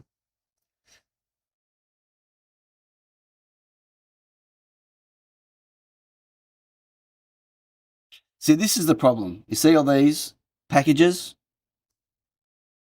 Hey, is that even on the screen? No, I'm sorry, hang on. So, this is why I'm going to have a problem putting on one of my tiny or pro boards is all of these. It's the extra space required to get all of these in, and I'm not going to go 201 everywhere to do all that. But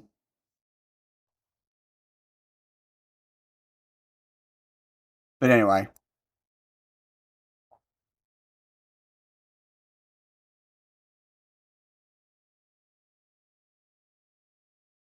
And the RF.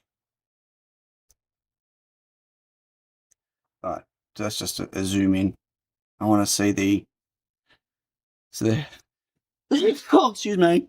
So this is the RF area. Open in new window.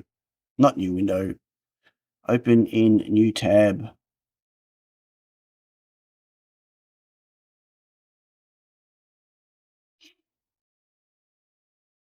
So they're not using any stubs. Oh, they are.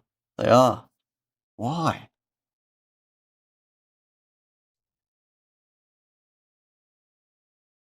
So you'd figure if they had this many matching components to a PCB antenna, you'd think they'd be able to match it well enough that they wouldn't need to stub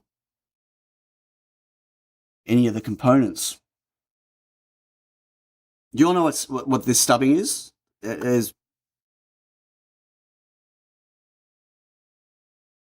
I'm happy to explain if you want me to explain. Here's okay, that's just a fire. So is it a stub, or have they, or is that just because they want to get to the ground? Because no, that's got to be, that's a stub. So you might, like, I'm sure many people have heard or whatever, like, when you're tuning an antenna, I'm not talking about RF to an MCU, but when you're tuning the wavelength of an antenna, you can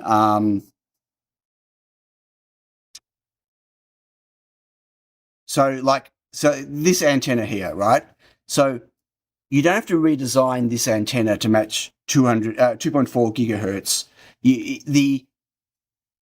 This is designed for a particular wavelength, right? A tenth of the wavelength which you're trying to match. And the way you can tune it, forget about, I'm not talking about tuning it to the chip, but just the antenna itself, is this leg here, right? You can make that longer or shorter. And as you make it longer or shorter, you're tuning it like this to try to fit the wavelength stuff, right?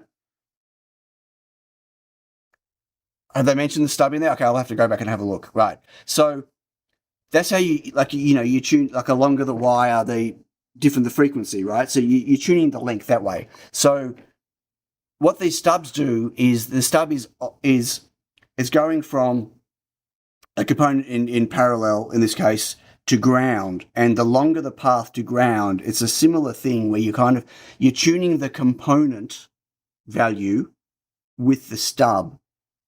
So sometimes you just can't get a cap or an inductor at the exact value you want, or from a tolerance point of view or something. And so you can stub the ground with a little thin trace, and the longer you pull it, you can tune it, and it kind of helps you not quite suppress. It lets you reduce harmonics and do all sorts of things, right? It's I'm surprised. Like on the S3, they did it. They've got a harmonic problem. Add a stub on the ground pad of the ground capacitor near the chip side in the matching circuits to suppress the second harmonic. Right. It is preferable to keep the stub length 15 mil. Right. So it's literally to. Yeah. It's So they've got harmonic problems still. When I say problems, I mean all chips have harmonics, right? Second, third, fourth harmonics of whatever the frequency. But they normally, if you're at 2.4 gigahertz and your next harmonic, half or full harmonic, it's supposed to oscillate down, but the S3 oscillates up, it gets bigger, which is a fail, right? Because, not only does your frequency have to kind of match and not be over a certain threshold, but your harmonics have to not be over a certain threshold. And a straight up S3 chip fails, like, because of it. Well, it's still trial and many error. It's a band. I don't know if it's really. It's not a band-aid. Look, it's a way to tune, right? But it's not something that you can tune live. Like, it's a PCB design change. Like, swapping a component, you can tune live, right? Stick it on your VNA spectrum analyzer. Look at the frequencies. You can watch. Like, I can, on my spectrum analyzer, I can look at the frequencies, right? I can look at the harmonics. And so changing a component. So my boards have all got 5 components for matching, right? They do work into for the antenna matching. Yeah, but you can't do stubbing on 0201 is a problem. And 0201 for antenna matching, nah. The S3 recommends not 0201, although they do 0201 on their modules for space. Anyway, please turn on components and place them close to the pin as zigzag. 2 capacitors should not be turned in the same direction to minimize interference. Sure. So my boards, let me just go.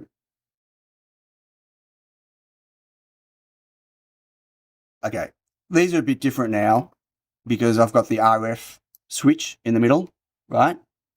Switches between the 2 outputs. But if you think about it, I've got here, I've got a matching network here, and that's to tune the antenna to 50 ohms. And then I've got matching here, which takes the 50 ohms and brings it back down to 30J5 or whatever it is, right? At the pin. Yeah, I know you are, Bruce. Yeah, I get it.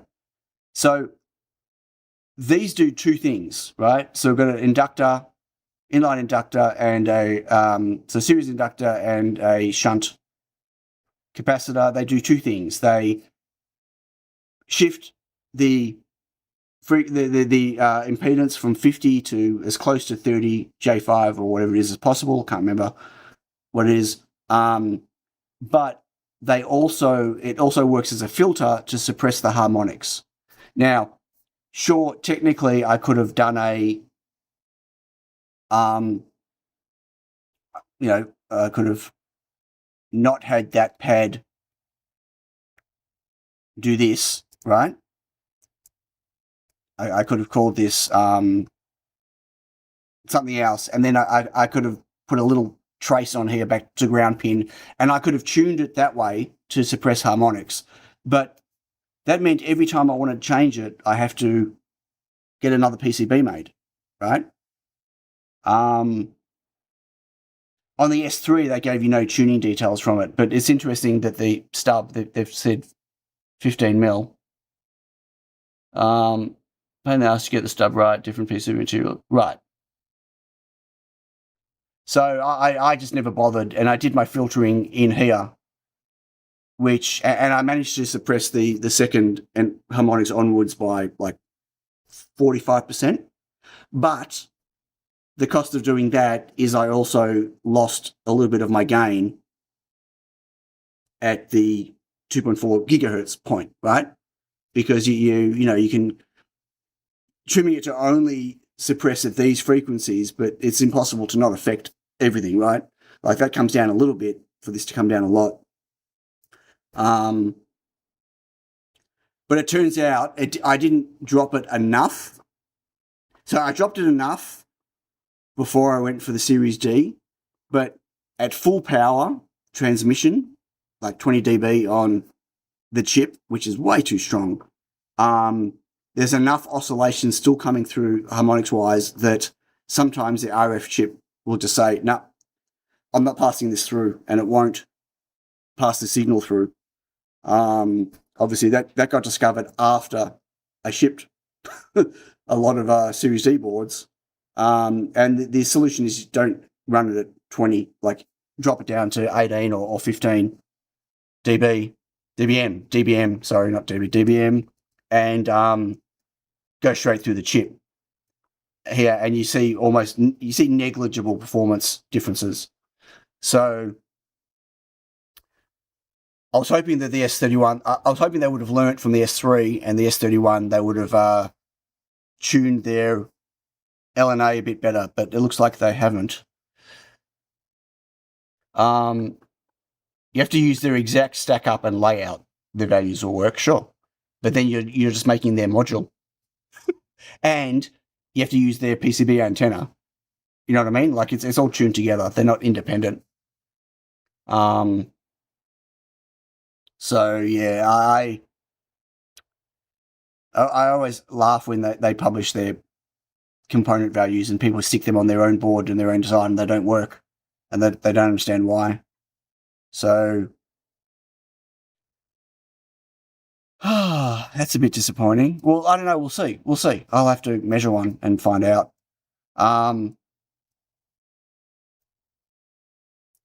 So bad time to be designing a board for flash that needs flash because, not great in the availability realm and price. But it looks like, look, I might be able to squeeze. What I need to do, I need to just get a basic test board up, but I don't even have silicon yet.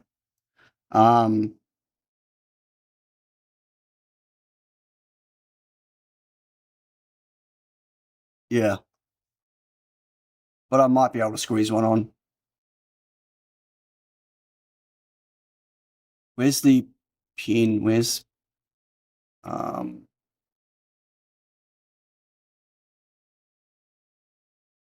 antenna is actually pin 1. Interesting. Okay.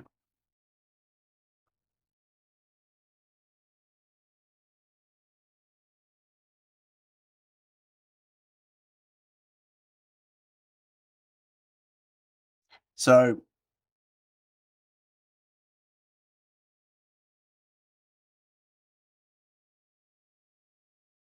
I could probably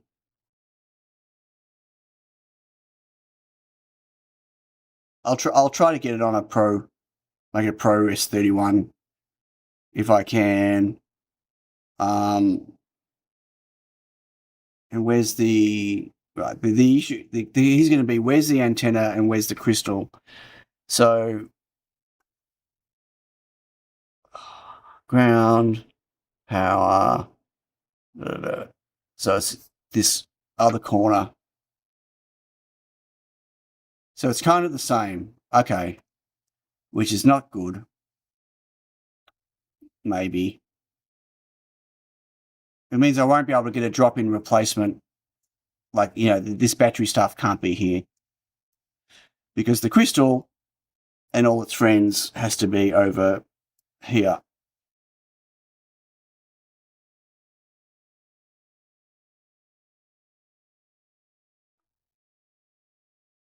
It really depends if I don't do a Series D board, if I just put like a straight up onboard antenna on it, then I could probably keep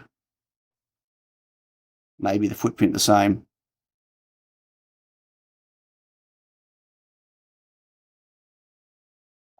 Or the chip's going to have to get moved right over. And I'll have room to move it because I don't have flash and PSRAM. So that's flash. And that's PSRAM. We don't need the PSRAM, so the flash can be moved over. Buttons have to be moved. I could probably do it. I think that'll be the first attempt, would be to get it on here. But I don't think I'd get it. I doubt I'd be able to get it on the tiny board. Not enough horizontal space. I'd have to make it longer, which will drop compatibility. Okay, so what I need to do is do the freaking schematic. Yeah, but you know what? I don't think I got the headspace to it this morning. To be honest with you, I want that layout schematic. I hate how they'll do a picture like this in their design guide stuff, and then the schematic they give you looks of the chip is like a totally different layout. I hate that. Can I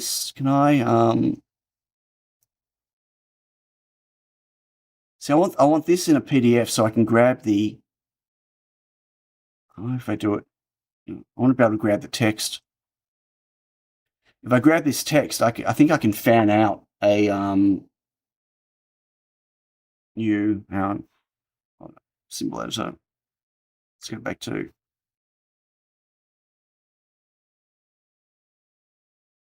did I save one? I did. All right, so I don't want that. I want a square one that looks like this.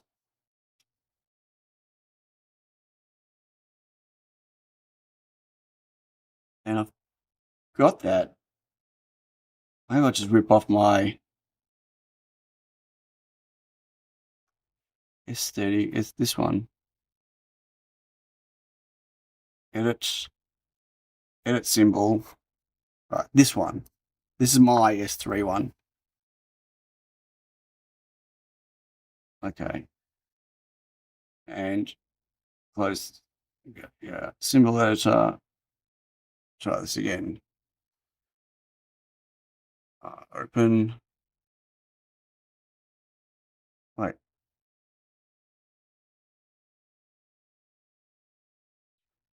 View library tree. S31.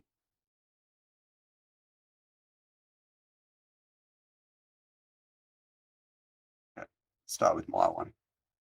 Much better. Mac has OCR in the image. Yeah, but that's not image preview. That's their website. So yeah, I'd have to open it up into image preview, and I should be able to grab it from that. But I need to make sure I've got 20 pins first. Well, actually, maybe I don't. So hang on. Save that. So if I open this, if I put it in downloads, and then I open it in preview, can I grab? I can. Oh, well, let me grab them all though.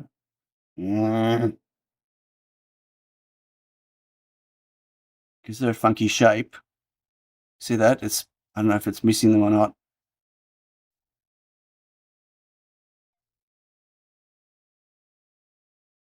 I don't think it's grabbing them all. Copy. And KiCad. I should be able to go. So what is it?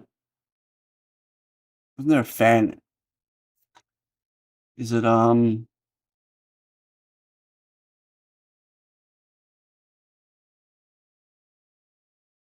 where's that mode?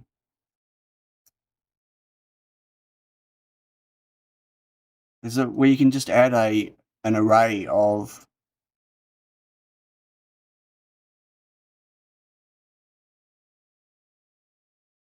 let's post yeah, something like that.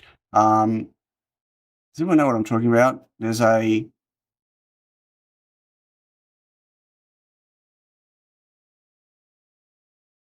what tool is it? Where you can actually tell it, like it'll build it from an array, like you copy and paste a bunch of names and it'll build pins for you. But I don't know.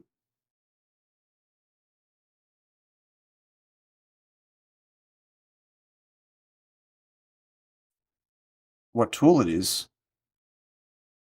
Preferences, inspect, view, place, draw pins.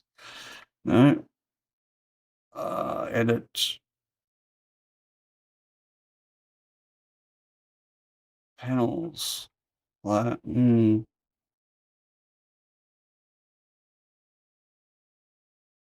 anyone know? I'm sure there was a way that you could say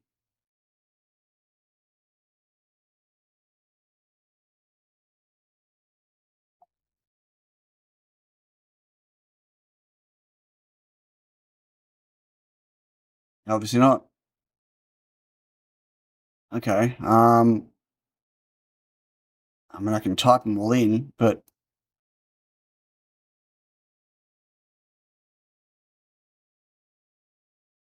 no one know what I'm talking about?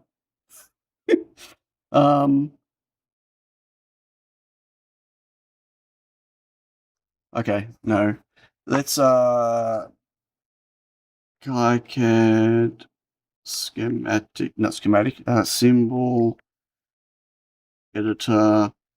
What's it called? Fan out pins or something. Creating fan out to create sequential pins, KiCad symbol edit. Use the insert key shortcut to or use that. No, there's a way to fan out, finding pins in order. Editor, paste pins. Right, use the pin table, the insert key, or spreadsheet copy paste. All right. Bulk placing symbol pins. Use the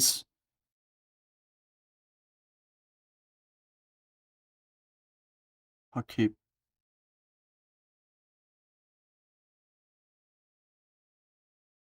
Look at the people. Insert keys. Which one's the insert key on your keyboard? Are you for real? That is crazy.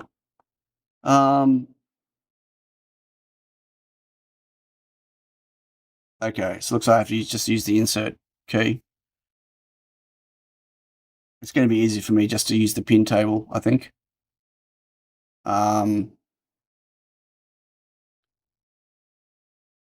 Okay, so this is going to be fun. I don't know how I'm going to show this at the same time for you, but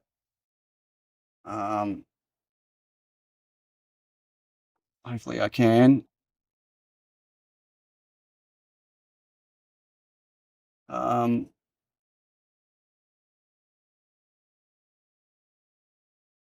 Really? Come on. Okay. Maybe you can see what I'm doing here. I don't know. So it's going to be VDD03 GA4 GPU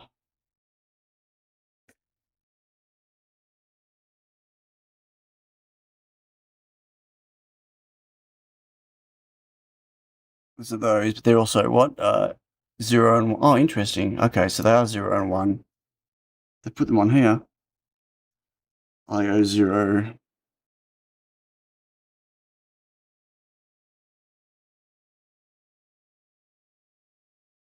IO 1. Okay, 2, 3, 4, 5. I'm on the right chip. Yeah, okay, good. 2, 3, 4, 5. So pin 11 is VDD PST. Talking about having PSD. Is it coffee time yet? IO 6 up to 11. Really? 6.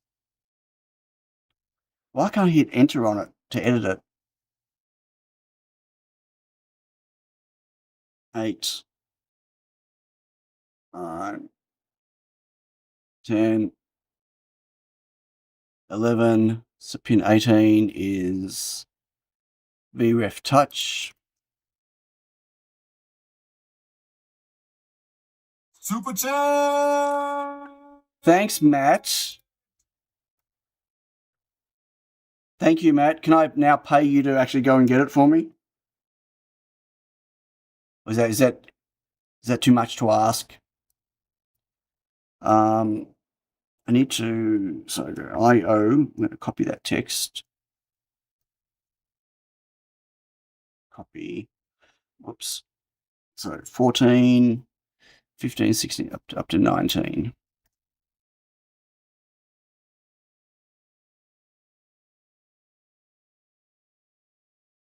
$18, $19. Matt says, of course, if the weather holds, I should be able to get you something resembling a coffee by about 2 p.m. Rolling on the floor laughing. Thanks. You mean 2 p.m. tomorrow, right? But thank you.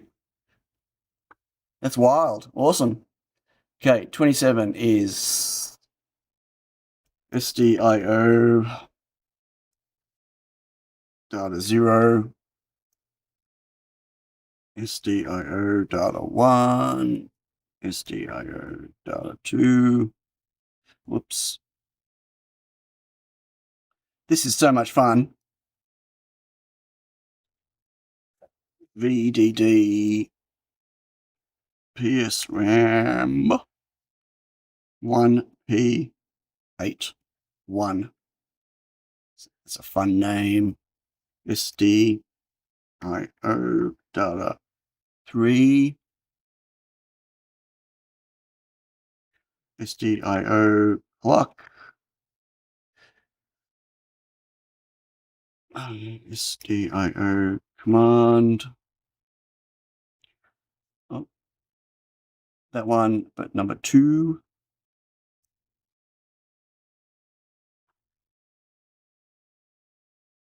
I know I need to fix these electrical type things. I will do that after, once I get past this pane. VDD. Yeah, I wish someone else was doing this for me, or I had already done it. I used to do this all the time with the early espresso chips when there was nothing around, and they weren't providing stuff. 1P8.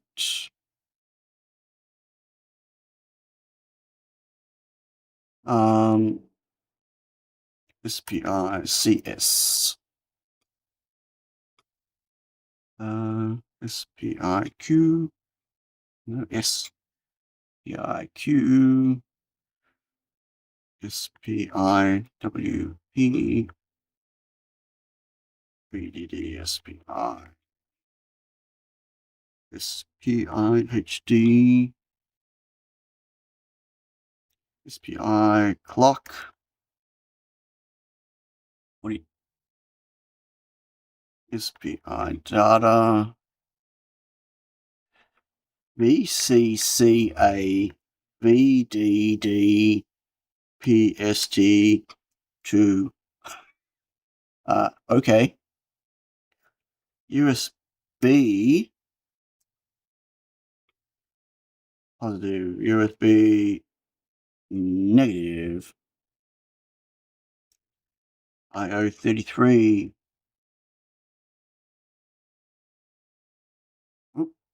IO34. 35. I'm going to run out of pins soon. IO36. IO37. All the way to 40. IO38. 39. IO40. Is that all? 34, 5, 6, 7, 8, 9, 40. Okay, pin 54 is DDPST3. IO42. IO43.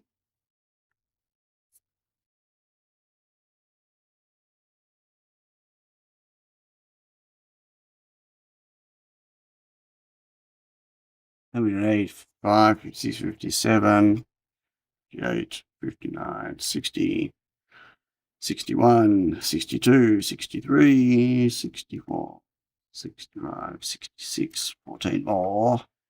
1, 2, 3, 4, 5, 6, 7, 8, 9, 10, 11, 12, 13, 14, 69, 70, 71, 72, 73, 74, 75, 76, 77, 78, 79, 80. Oh, wow. Okay. IO43, IO44, IO45, IO46, IO47, IO48, IO49 now.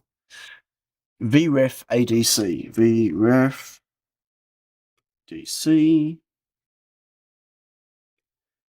VDD PST4, IO50. So much IO. 1, 2, 53, 50. Nope. MTDO. MTSCK. DDI, MTMS, okay, U0DXD, U0RXD, GPI 60, to, I don't know, 61, 77 is X down N, X down E, VDDA2, and ground. Dun dun dun. Now the problem's going to be, what happens to the actual, yeah. That looks right. That's legit. Ship it. I'd love to see people do that, work that out. Why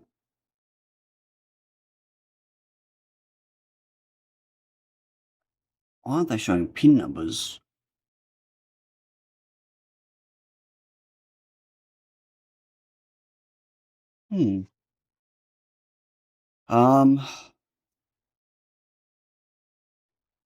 Okay. It goes up to 13. No, it's not a power input. I know.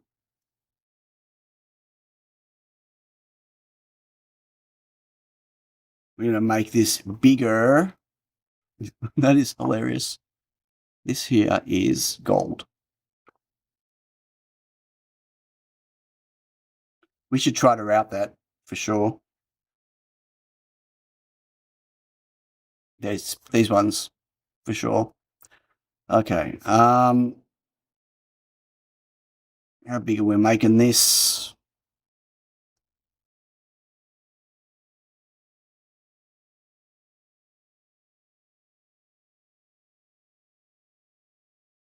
I don't know. How big are we going to need it? Depends if I put space between them all.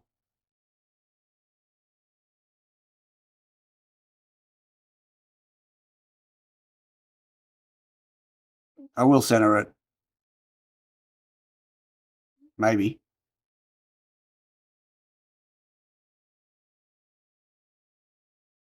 I mean, it's going to be big enough.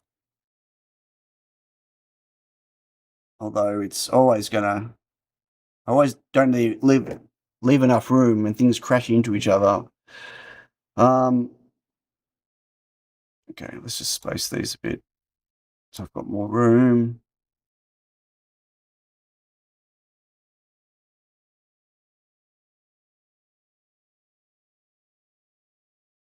Shall I? No, they're going to be as higher.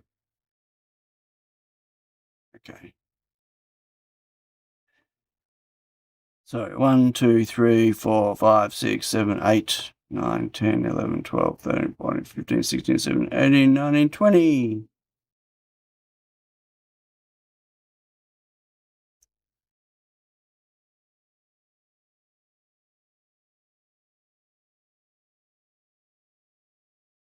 Whoops.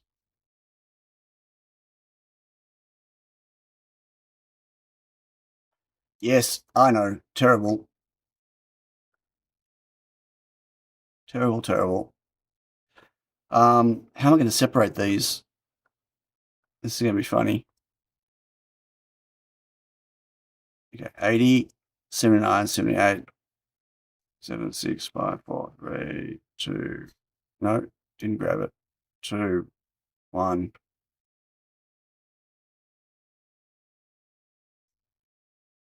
Okay. No. Which ones are those? That's not right. Okay, that one. 71, 69, 68, 7, 6, 5, 4, 3, 2, 1.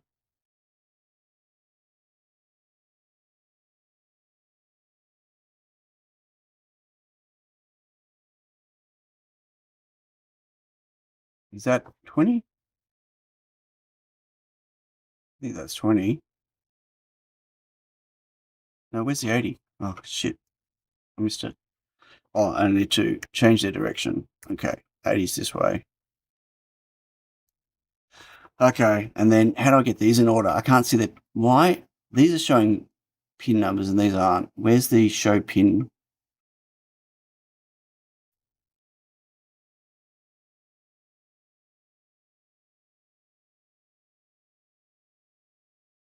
Why is it not properties? Visible. Where's the show pin number? Ah, right, number text size. That would be why. 50? Ah. Okay, so these have all got no size on their pins for the.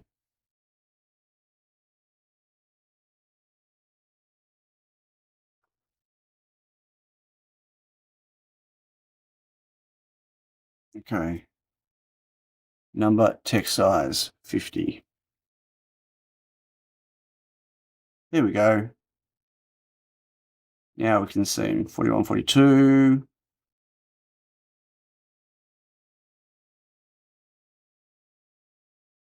Uh, 46.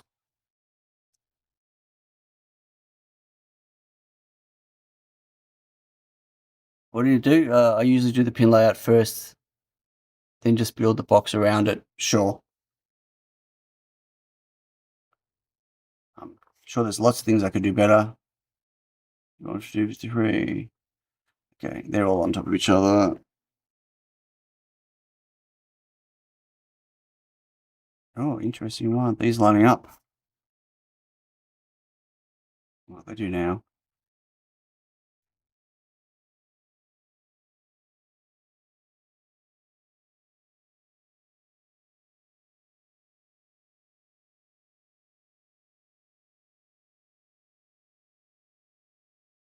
This is just the fun side of doing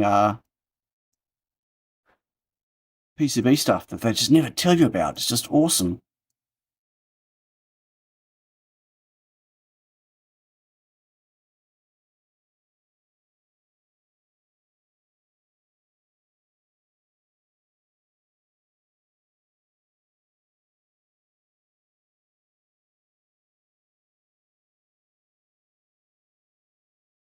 Wow. Okay.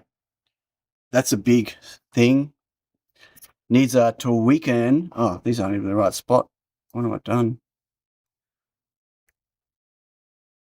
Okay. That's 80 pins.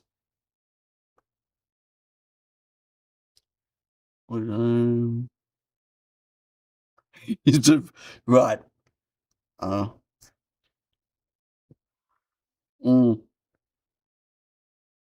Oh, very cold. Very not nice. That's not nice cold iced coffee. Yeah, I was always a glutton for punishment. Went straight into this every time. Catch you later, Mr. One Spring. Have a good sleep. And to those I lost during all of that, because it was so riveting, I apologise. Yeah, a few people dropped off. Don't blame you. Don't blame you. Okay. So I kind of want to groupy things together, if I can.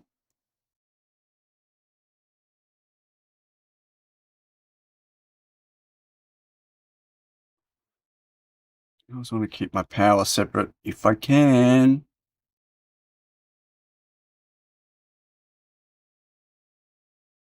Um,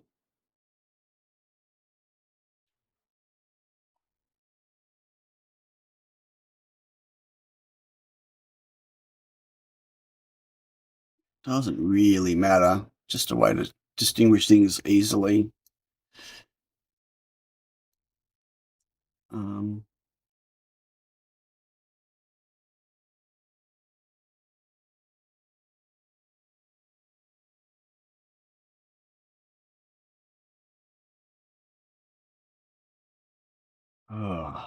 Ground.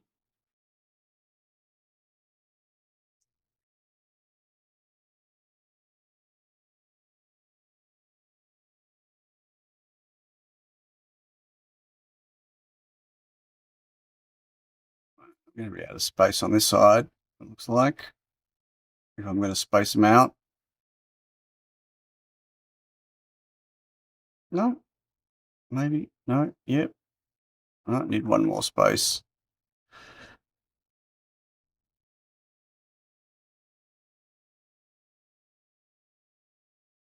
Okay. They're spaced out. Oh, these are not.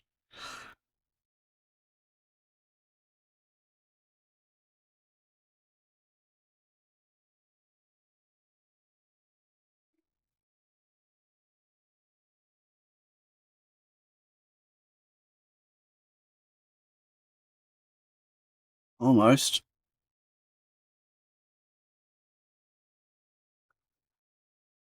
So, yeah, this has more. I've got more room.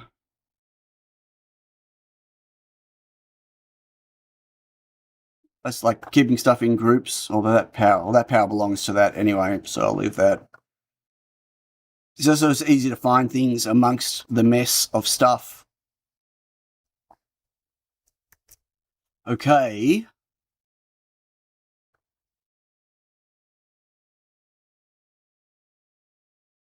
It's not great.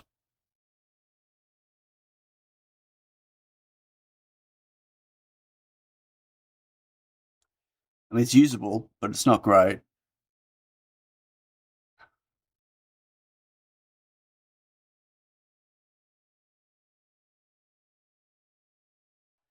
But this is going to be, I'm going to start getting a little bit pedantic now, I reckon.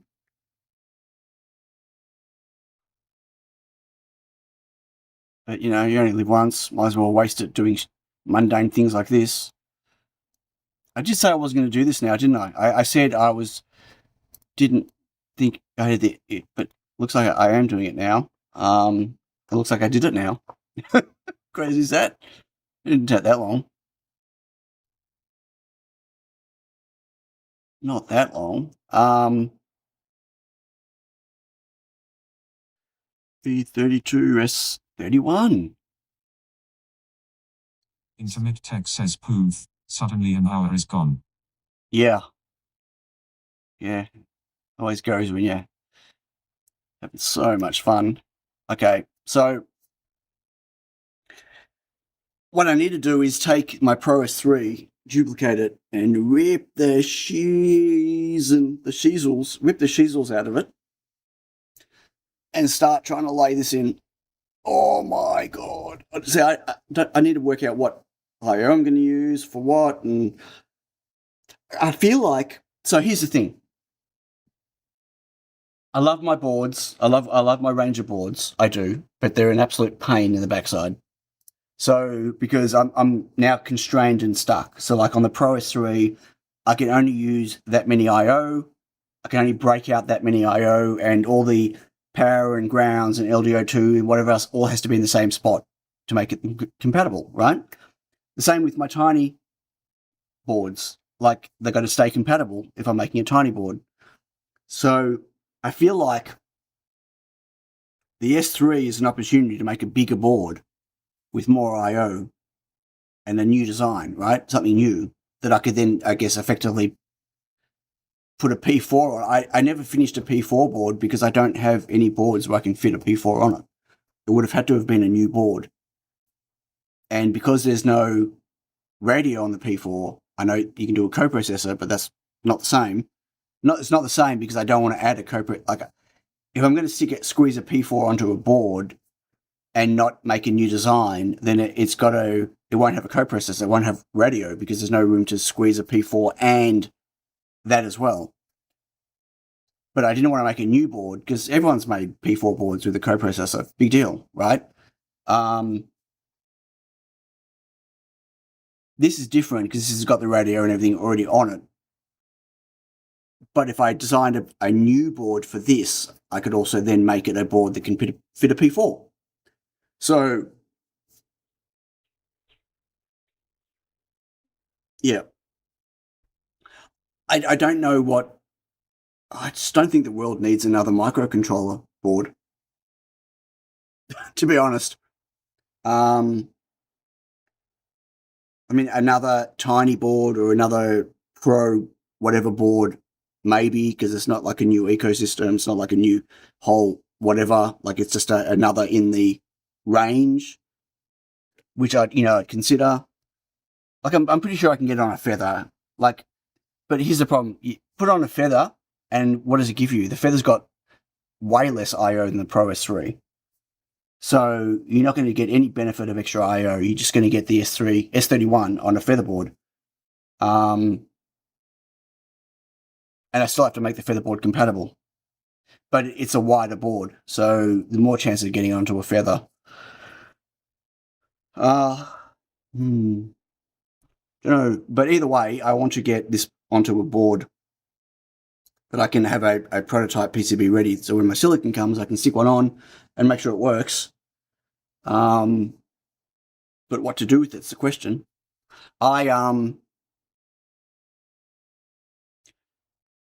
This is screaming SQUiXL because, I started looking at the P4 for SQUiXL, but this gives me all the benefits of the P4. Second, it's got separate, fast PSRAM bus that isn't joined with flash, so no flash contention, and is faster and has way more PSRAM, buffers and stuff. Like, this would allow me to do a much more feature-rich SQUiXL, but it wouldn't allow it to be backward compatible. This could possibly drive the 720 by 720 screens, but I don't know. I didn't sell enough SQUiXLs to really justify any of that, to be honest with you, for the amount of work, development work and stuff involved. So, and this would be even less, way less. So, yeah, I don't know. Gone are the days where, 90% of my sales were microcontroller. No, 90% of my sales are still microcontroller boards. My sales are only 10% of what they all used to be. Beep, beep. But I think people are less interested in microcontroller boards now than before because the market's just flooded. Like, it's just so many different boards out there. Way too much choice. Very little distinguishing them all. There are boards on the market now that have got RF switches on them. You can, it's like I'm running out of things that I can put on a board to try to be novel or first. And, yeah, it's an interesting dilemma. I mean, people that are already buying a tiny board, for instance, or the Pro S3, like the people that buy Pro S3s and integrate them into the things that they're making, to do a Pro S31 where they could literally just drop in a new thing into their existing design would be of way more benefit to them and me in terms of barrier to entry into market, but would take no advantage of the S31 at all, except for a slightly faster, 2 faster cores. That's all it would give you is 2 faster cores and faster PSRAM, which won't necessarily be a thing. I can't break out any more I/O because it's fixed to the footprint. So, yeah. Although, how many,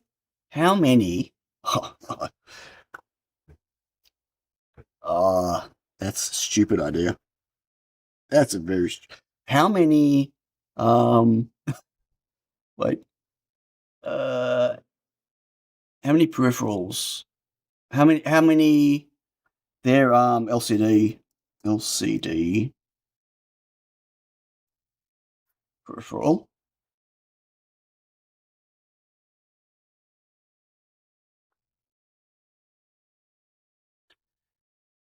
Yeah. Module. It connects to external LCD cameras, drive cam.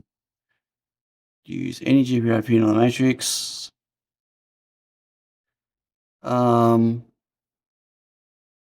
a lot of I/O. So, wow. I wonder how many concurrent rack matrices I could rack panels I could run at once with the LCD peripheral. Intermit Tech says poof and the IO is gone. Yeah, sure, doing what you do. I'm not talking about that. I'm talking about, so the magic of my rack, one of the magics of my rack, my Pixel rack, is that I'm driving it through 5 IO. These connectors at the top, each one of those is dedicated power, ground, and IO for 5 different panels inside, which is why I can get the frame rates I'm doing and get the number of pixels I'm doing. And each one is independently level shifted and has independent power, not power control as in on off, but power control as in their own power feed that with their own, bulk capacitance, whatever else, to ensure that each panel gets all their power. And on the S3, I'm limited to 6 IO. And I did 5 because the maths worked out. 5 for a 19-inch and 3 for a 10-inch, right? Using the same panels. But I could halve the size of the panels and double the IO. So I could drive each one would be less pixels I'm driving, and I could drive them faster. Doesn't really benefit. It would if I went for a 2U rack. So maybe the next step after we get the 1U racks out is we do a 2U rack display that's got 5,000. How many would it be? Hang on. This is stupid. 15. So it'd be interest. That'd be 31. 31 times 20. So 35 times 5. Yeah, 5,425 LEDs in a 2U rack. Wow. That's going to suck a bit of juice. You might need 2 PoE ports. You might need 2 Ethernet connectors for 2 lots of power. Let's not go there. Let's not do that. No, I'm just being stupid now. Like, I'm trying to hoodwink the S31 into something, which is kind of stupid. Intermit Tech says 802.3 BT90W baby. Yeah, but who's got hardware that'll deliver that? Like, none of my, I've got 2 ports that can do, 4 ports. I've got 4 ports that can do PoE plus and 4 ports that can do just PoE. So 30 watts and 7 watts, whatever it is. Obviously you can buy other little smaller boards. I've got one up in my power above my production line. So I've just got one Ethernet powering that, which then powers whatever. But yeah, like who's got, and I know you can get injectors. I don't even know if you can get injectors that work like that. Can you get injectors that can do 90 watts? God, think of the heat. My God. And then I'd need the PoE modules like that can do that. I know lots of switches are PoE plus. I'm talking about what most people have. Like, I don't have one, right? I'd have to get a dedicated switch to be able to deliver that power. And I know high-end data centers or not even high-end data. I get it. That stuff's been available for a long time. But, for any of you that are looking at possibly getting one of these, like a 10-inch or a 19-inch rack of these, like a Pixel rack at home, like you need PoE plus. Like you have to have a PoE plus port or an injector. So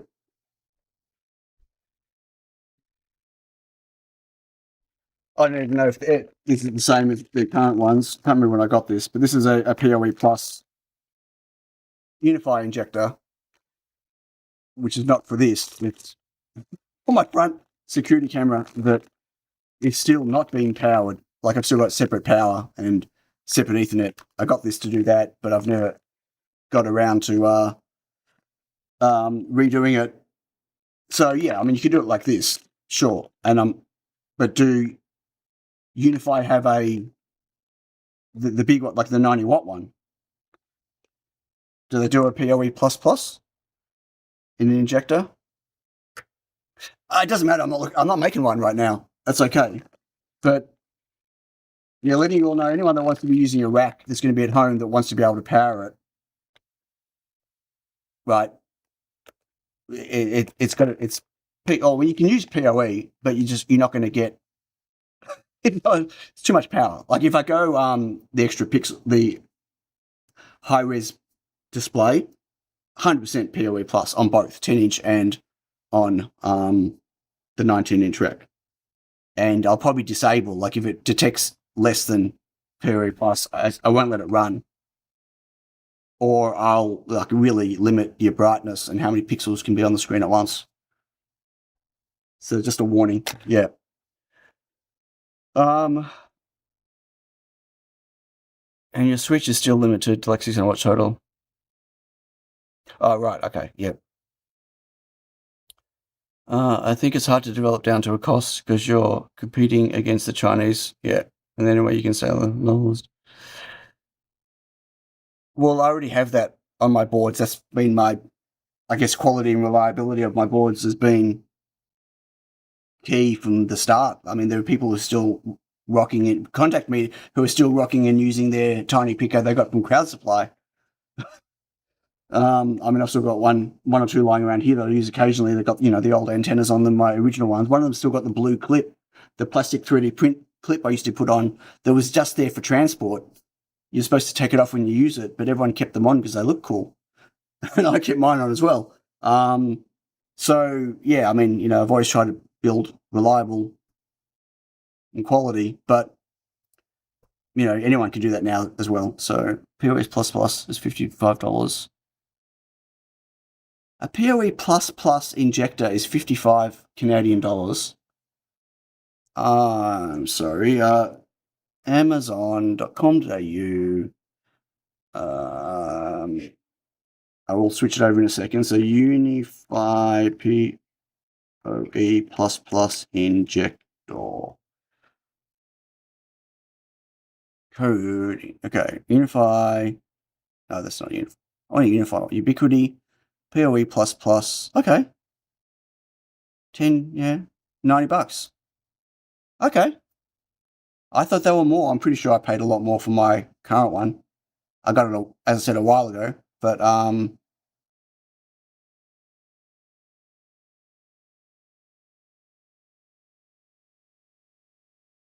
interesting. And, you can get obviously much cheaper ones that look ugly. Look at that. Lino Vision. Sorry. That's just... Sorry.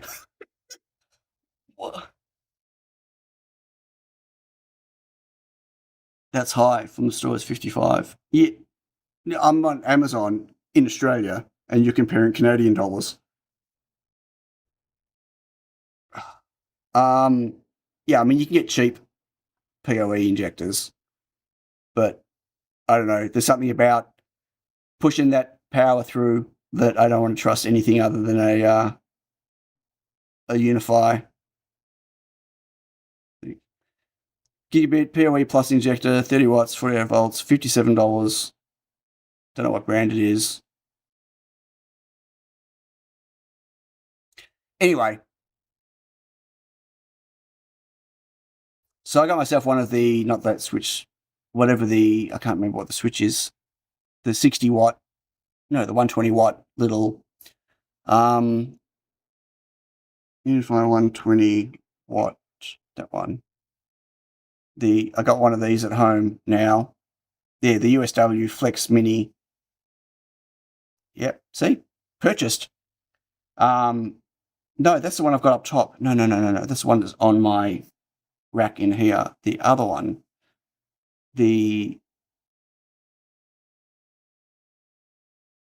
so it's just the Flex. The new, whoops, Flex, not Flex.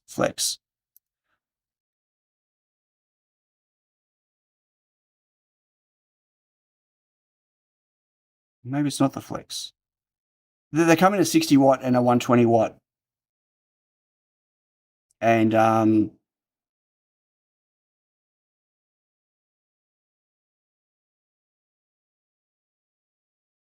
yeah, this one. Oh, the Ubiquiti Ultra. Okay, right. So I got the 60 watt one of this because I upgraded one of my APs in my house to a 7, but the power that was originally going to it was just PoE, and it needed PoE plus. And this was actually the cheapest way for me to do it, to extend it to get. I didn't have any PoE at home at all. They were all using injectors, and they were all, as I said, PoE injectors. So I literally converted got rid of 6 of my injectors and used one of these, and it was great. Unify 10 GPoE plus adapter to 90 watts. You do here in the UK. But it's in the UK. Doesn't help me if it's in the UK. No, I get it. Yeah, I know. Lots of options. Oh,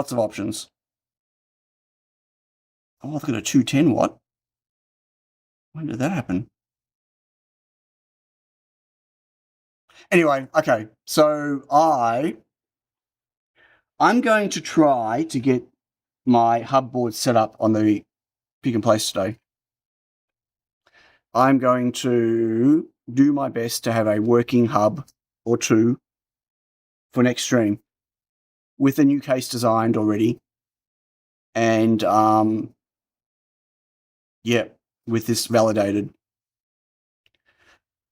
So yeah. Hopefully next week you'll be looking at that one, these ones working, and we can discuss it. And then I have to get one in a yellow PCB for John Oxer. No, it's not anyway. Confusing. Okay, folks. Right, UK is England, but you wrote UK. Here in UK. I know you're not in the UK, but you wrote UK. We can complain about USB hubs versus PoE++. Yes, we can. No, it didn't make any sense. Folks, thanks for watching. Another nothing stream, except I do have a symbol and a footprint. I can now. That tedious work is always what prevents me from jumping in on a new chip, but it's done now, so I can now put together I can start massaging it into a design. Your screen says DK, my screen says UK. Oh, interesting. If I hover on it, it says DK, and if I take the thing away, it says UK. What? Let me show you this. I'm not lying. Whoops. Look, this is the line. It says here. Look, above this line. This is Ubiquiti whatever, 90 watt, AUD 108, here in UK, it says. It says UK, but if I hover over it, it changes to DK. Did you edit it or something? I'll get that bigger. There you go. Now you can really see it. Look at that. It says UK. UK. DK. UK. DK. That's why I commented about the UK. See that?